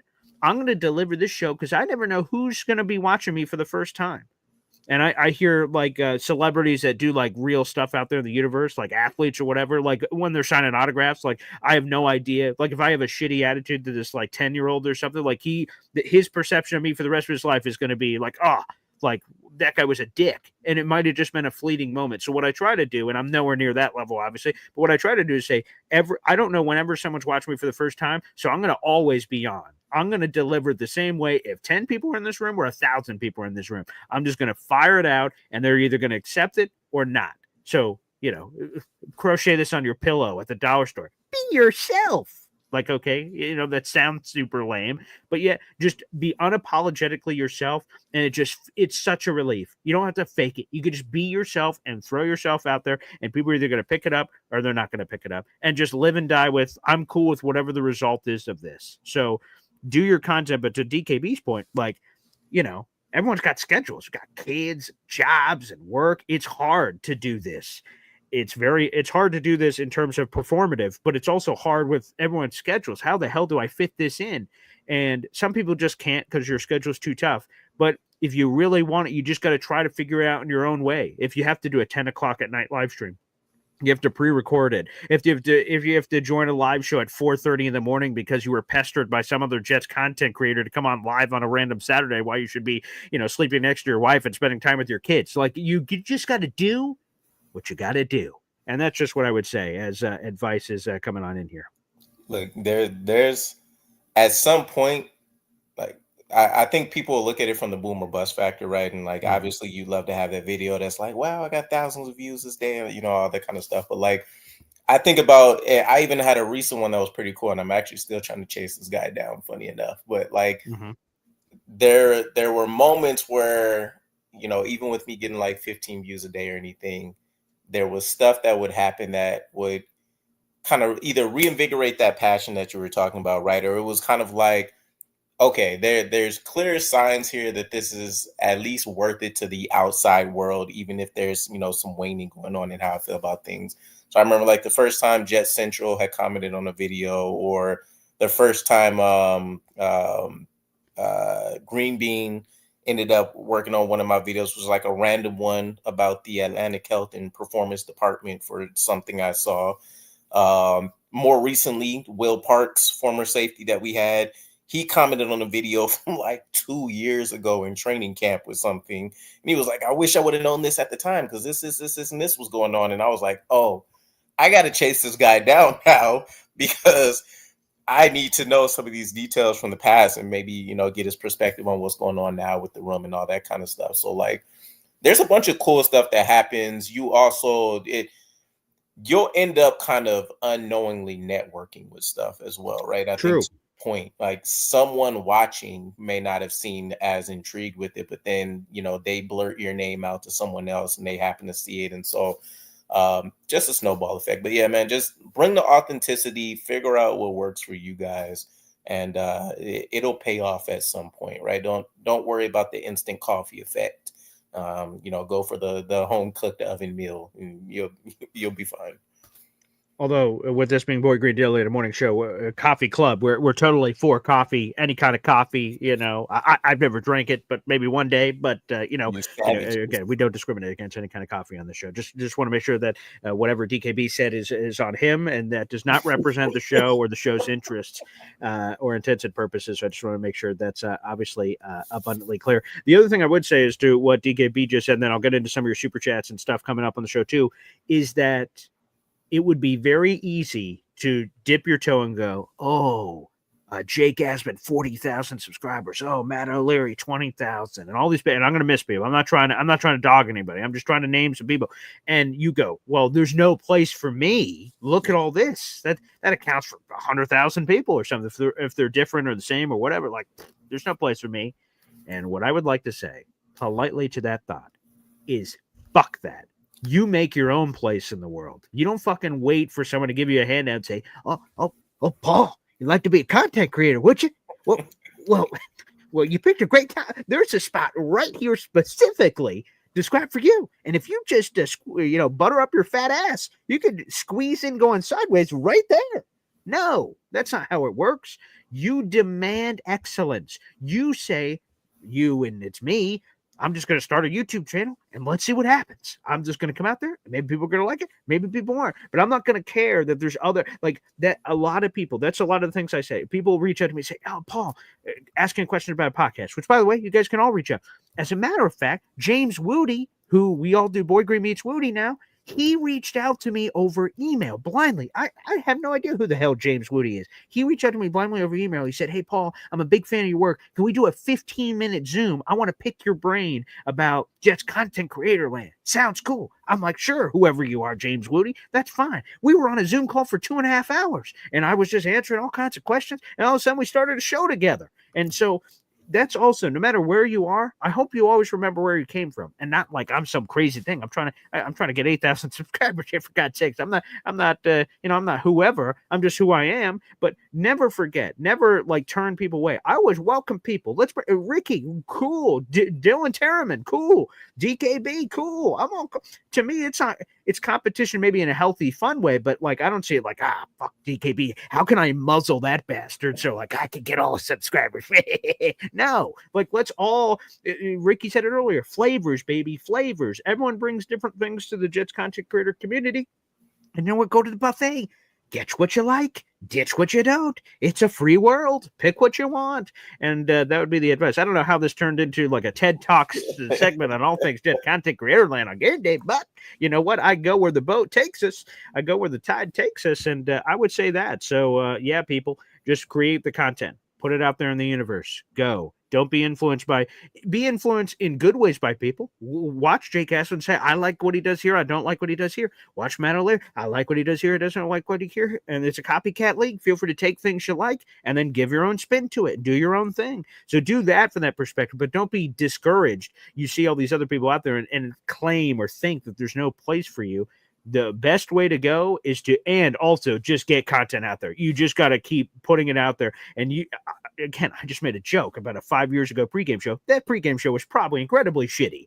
Whoever watched that, I'm sorry. I apologize. You deserve a refund and you didn't pay a dime. Okay. But you got to start somewhere. You just got to put yourself out there and be okay with people, going like, that sucked. Well, okay. You got to have thick skin. You're going to get good comments and bad comments. And I get shitty comments every day on Twitter and YouTube for that matter. I was like, I fucking hate you. I think you say stupid, goofy shit. You got beaver buck teeth and you're ugly. And I'm like, wow. Okay. And there was some guy, here's this insult. I love this one. There was a Packers fan during the Aaron Rodgers era that called me Paul No Neck Eston. He says, you don't have a neck. I'm like, what are you talking about? He says, look at you. Where's your neck? You just got a beard and a troll body. You don't have a neck. And I just, for a while, I didn't get it. Like, I can get it. I can see it. But I'm like, every video I put out, he went, oh, here's Paul No Neck Eston giving his takes on bullshit. You suck. He was the guy from Happy Gilmore. We just got the Happy Gilmore #2. Hey, jackass. He just came into every video and did it. And you know what I said? That would be very easy to go, man, I'm Paul No Neck Eston. No, wait a second. I am Paul. He is so committed to the bid that he's commenting on every video, and that's another click for YouTube.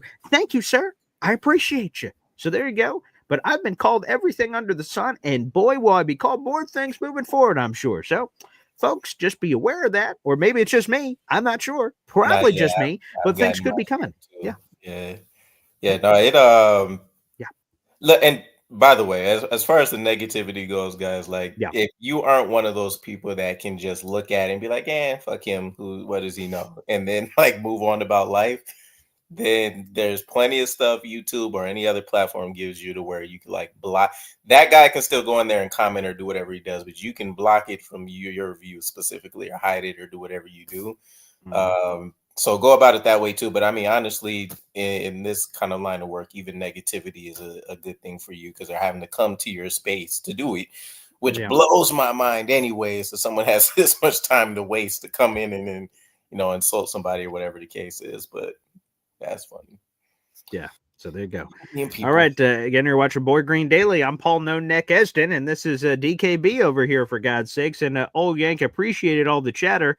Who's sending in a super chat. Appreciate it, Old Yank. Thank you very much. Wow.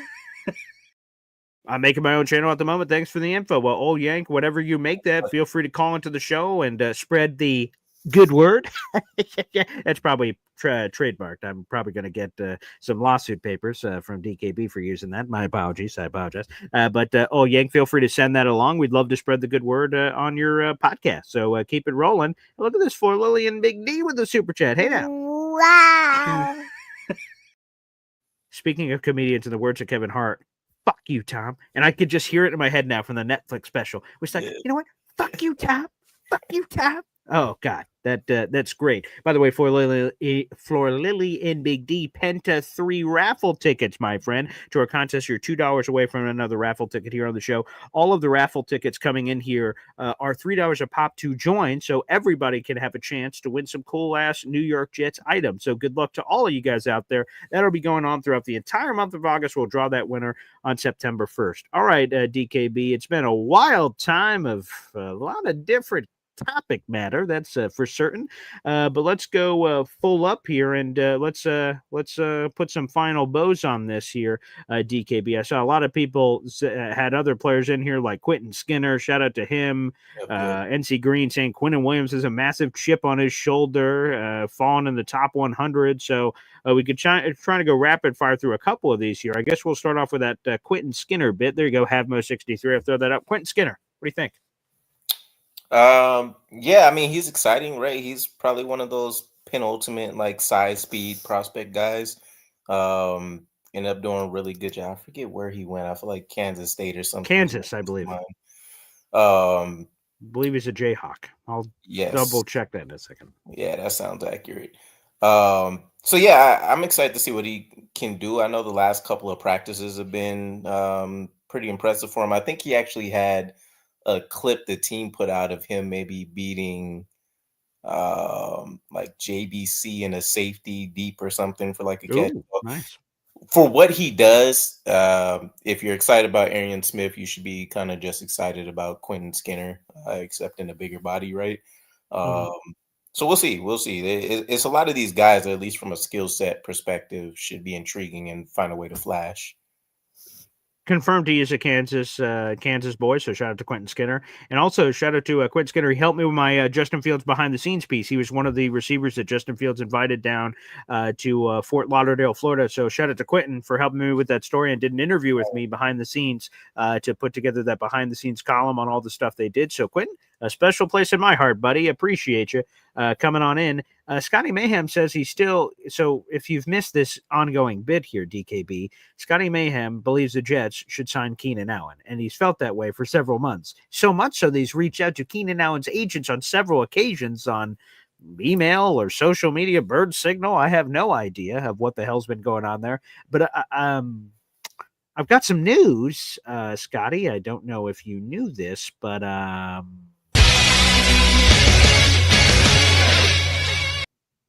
Keenan's not available. He rejoined the Chargers, so not available. So if they're not returning your text, I'm sure that's the reason why. And interesting, he replaced former Jets wide receiver Mike Williams, who was with the Chargers and went to the Jets, and then went to the Chargers and then retired. And Keenan Allen. So long story short, sorry, pal, it looks like that dream's dead. So no Keenan Allen, I'm afraid. That may be why they're not returning. It's not me, it's you. That may be going on there. Anywho, let's go with a couple other quickies. Dade County McFly is all about, I want to see quarterback Brady Cook for real. Again, outside of some surprise, I imagine you have to be seeing him tonight with how the reps are going to split up. I'd imagine Justin Fields gets a couple of drives, maybe. Then the rest of the game essentially splits first half, second half, give or take, with Adrian Martinez and Brady Cook, I'd imagine, here at DKB. Yeah, 100%. Yeah, Cook, I'm really excited for it too. One of the better SEC quarterbacks that came out. I think he was fairly underrated. I know one of the guys that refers to himself in my community as like a quarterback savant. Like apparently watches every single snap of all of these guys. He's like he had Cook as the second best quarterback in his class from our talent perspective, and all. So it's just funny seeing all the different stuff, but. He's had a really impressive last 2 weeks. I just dropped a video on him. And so if he had like a Tanner McKee type performance, like a couple touchdowns, just shy or plus 200 yards or something, I wouldn't necessarily be shocked. But I'm just hoping he secures a role because I do want to see him actually make the 53-man roster and be that emergency, QB option for us if Tyrod should turn back into Cinderella's glass shoe again. But which could happen. Hey, let me ask you this. So last night there was a lot of preseason action. One of those games was Shadur Sanders making his preseason debut, 14 to 23, 138 passing yards, 2 touchdowns. And by the way, oh, come on. The throws were insane in very tight windows. And, there was a certain Jets content creator. God, what was his name? Handsome bastard. Oh, yes. That was me who said, the Jets should really take a swing on the Shadur Sanders guy. Because here's the thing. I'm wearing Justin Fields jersey, for God's sakes. I got it as soon as you could possibly get it. So I'm all on Justin Fields. But Justin Fields could get hit by a meteor tomorrow. And you just need to have other... Like, you should just be cooking. You should have multiple lottery tickets at all times, constantly be considering other options. And I would have loved Shadur as a guy that's just developing behind him. Why not? Especially at cost, which could have been a 4th-round pick. That could have been, and the Jets had multiple 4th-round picks. It could have been any one of those. They did not. Shadur Sanders immediately cooks. Did the Jets make a mistake, DKB, not selecting Colorado quarterback Shadur Sanders after a scintillating preseason debut? Yeah, that's one of those fall offs where like we won't get into the conspiracy world here, but like obviously there were some powers that be that were like, this guy needs to learn a lesson. Yeah, felt that way. So for the value of what he would have offered, like, yeah, take the swing. And I know Aaron Glenn was actively working on trying to reduce circus and noise and all that kind of stuff. And this would have immediately added into that as getting a first round guy, essentially, for the day 3 pick. But you take that swing 100 out of 100 times. Now, to AG's credit, there has been nonsense, even with Shedeur playing the way he has been playing, where, he had these speeding tickets and all this other weird stuff that's been going on that would have distracted. So that would have blew up, of course, being the community. New York, right. Yeah. But yeah, man, I think it's worth the talent. One of the most accurate quarterbacks to grace the college ranks from what I've seen. And I've been keeping an eye on what's been going on with the Browns too. The split in performance for all of these guys is insane. Like, he's had over the course of 10 practices or something, it was like 5 touchdowns, a couple 100 yards or something, no interceptions. 2 of the other quarterbacks, I think it was old man Flacco and someone else. They had no touchdowns, multiple interceptions. Oh, did we lost my guy, BG. All right, well, for those still sticking with me. So just to wrap up this point, Shedeur has clearly been the best quarterback from a numbers standpoint in practice for them. 2 quarterbacks don't even have touchdowns and interceptions. And then it's basically him competing with, who's the other kid they picked up? Dylan Gabriel? Yes. He's the only one, and he's not really competing if you're just stat watching either. So it's kind of crazy to watch what's going on over there, especially with like the owner coming out and saying like, well, he wasn't my pick. And I think the coaching staff put it on like ownership in terms of like everybody's pointing fingers. And so it'll be weird if Shedeur is having success. Who's going to be the first person to step up and be like, yeah, me. It was me. I was the genius. I was the give me promotions and more money and stuff. You guys are idiots. Yeah. So, but again, we'll see what happens. But I understand AG had to do his thing. But I'm just saying, I'm rooting like all hell for Shedeur. Awesome. Again, some self-inflicted wounds are speeding at 2 or 3 in the morning, whatever he's doing. Like, come on, man. You got to. I think it was like what was the guy's name? What was the Raiders wide receiver? Oh, Henry Ruggs. Yeah, like I think he was doing numbers like that. They said like he was hitting close to like 150 or something. But dude, like if that's what you want to do, like go drag race on your own time, like at like a racetrack or something. Like it just is so silly. And if you're Shedeur, like, hey, this is not fair what I'm about to say, but it is what it is. There are things in life that are not fair. You are the son of a Hall of Famer. Yeah. You're a highly scrutinized quarterback coming out, whether your fault or not. And you have to hold yourself to a different standard than every other player on that team. And again, if he was listening right now, he's like, that's not fair. And I'm like, well, I'm not saying it's fair. It just is what it is. Though, because this is one of the best points in my mind about Shedeur. All right. Which is a negative for him. You're the son of a Hall of Famer. We've seen how Coach Prime speaks. We know how he preaches accountability and stuff. Yeah. You're also not new to the money, right? So of course if this was a guy that was like, all right, it's my first time ever being able to buy a Ferrari. I want to test it and all that kind of stuff. I can see this, but you've had the toys and the bells and the whistles and, the meteorites, and you could buy fucking Uranus or something if you wanted to. Mm-hmm. What are you experiencing that you haven't already had the opportunity to experience by doing it? Just seems dumb. It just seems dumb to be doing that kind of stuff because, like, okay, you get away with it, fine. You had a thrill for 5 seconds. Everything in your life, and this goes for everyone because we're getting more philosophical here on the show. Every decision, there are pros and cons to the decisions. And we don't get the luxury of thinking about everyone, well, let's break this down, team. Everyone in my head. What are the list of pros? Let's talk about. You don't have a chance to do that for every decision. But boy, this feels like one of those decisions like, hey, man, you just got to clean it up because the media was going to be all over it. And of course they were. And I don't blame the media. I know there was some controversy about that, about the media covering the speeding tickets. Don't speed. You don't want them to cover and talk about it. We've had 1 or 2 players every year that are coming Sheldon Richardson speeding practice issues and stuff. Like he was speeding with a loaded gun and a doobie, and I think there was a kid in the back seat. So like, who did you say? Sheldon Richardson. Oh, Brandon Nichols, I think, was one of our most recent guys. Oh, yes, yeah. Oh, he had the accident thing too, and had to get into the whole legal thing. Oh, yes, yeah. Stupidity at its finest.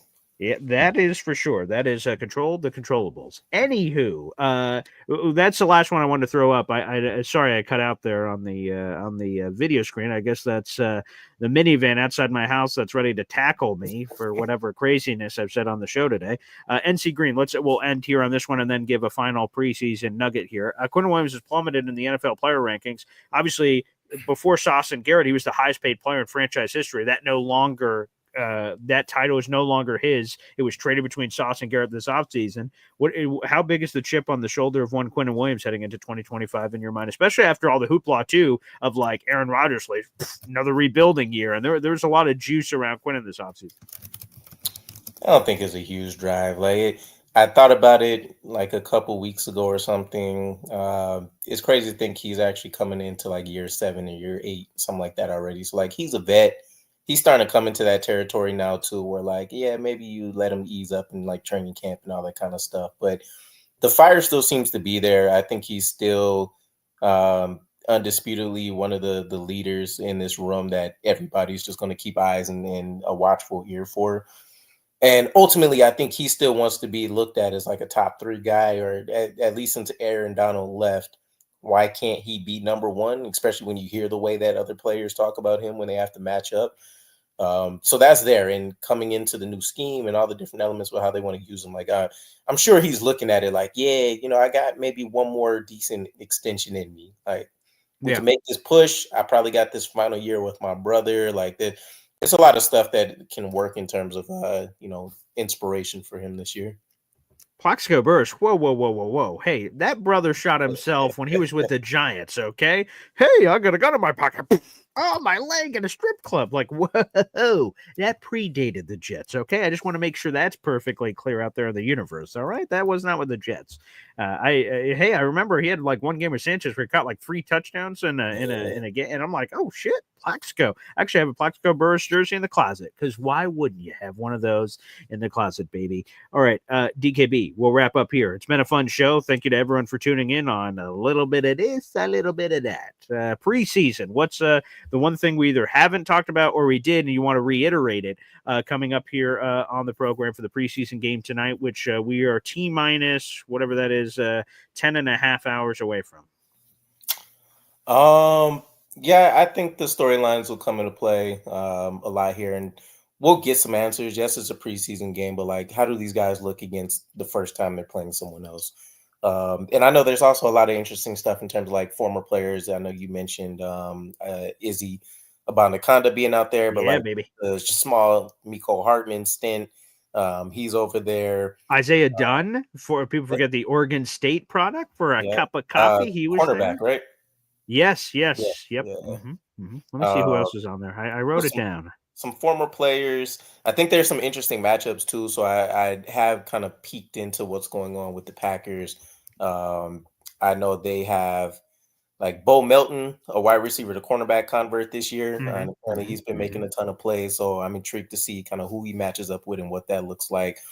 One of the names to know in terms of trench play for the Packers, I would say, is Nazir Stackhouse, a UDFA that's 6'4", 327-ish. Packers have carried some kind of undrafted free agent on the roster since like 2005, and he seems like he's the guy that's going to make a lot of noise. So for the depth players and the guys that want to see like the backup O-line play and stuff like that, keep an eye on him, because Cole Laval versus him or Leander Wigan and whatever that ends up looking like, that should be a pretty good matchup to figure out what tier some of these guys are and if they can try to bump up the depth chart. But I'm ultimately just excited, my man. Finally football. Finally get to watch these guys and talk about something that's not green and white on green and white. And see Aaron Glenn and company in an actual, game setting atmosphere. And maybe even like I know he recently mentioned like John Berger, the situational football analyst guy. Correct. Yes. So I'm curious to see kind of how that works out and stuff too. So operation, right? Timeouts, challenges, no, like again, like we had that Aaron Rodgers last second looking at the sideline every 5 seconds for this, that, or the other, getting rid of that. By the way, 2 other former Jets on this roster. What about Corey Ballantyne, if you remember him? Yeah, there you go. A Corey Ballantyne reference. You didn't have that one on the bingo card. And then this one was just on the team. He's a rookie, Jared Bartlett. He was a rookie UDFA linebacker with the Jets. Yep. They dumped him. Packers scooped him right up. So you got a couple of former Jets there that we could be seeing this evening. DKB, I want to thank you again. I want to thank your people. I want to thank your posse. I want to thank your grouping, your whatever the name we're working, DK Believers. I was gonna say the chat gave me a couple of Let you marinate. Let you marinate on that. We're streaming live to that YouTube channel as well. So thanks everybody for hopping along, and thank you DKB because it's been cool. With our schedules and how they work together, it has to be this way where it's an opportunity on the weekend. But I'm glad that every time that I've had an opening, you've been more than willing to jump on, which has been a lot of fun, and the fans have really appreciated it too. So thank you kindly, and I've enjoyed these fun shows, man. Yeah, no, I appreciate the invite as always. Being on the forefront of anybody's mind is always a huge plus to me. So appreciate it. Thanks to your specific community as well, anybody at large. And hopefully you guys enjoy a great game today. That's it. Well, here's the last bit of advice. Here's the last bit of advice here. It's this. If the Jets win tonight, they're going to the Super Bowl. Okay. And this preseason game means everything. If they lose, it means nothing. It's a preseason. Don't worry about it. Okay. That's the only way. It's A or B. Boom or bust. This or that. That's it. We're all in, or we all out. Thanks, everybody, for tuning in. We'll see if we have a post-game show tonight. I don't know. Maybe something will happen, man. Like, you know what? Get the juices flowing with the preseason post-game show. You never know what could happen, so we may see you guys later this evening. Again, 8 o'clock, NFL Network, Jets-Packers, 8 o'clock. Thanks, everybody, for tuning in, and we will see you tonight. It's game day, baby. Let's go.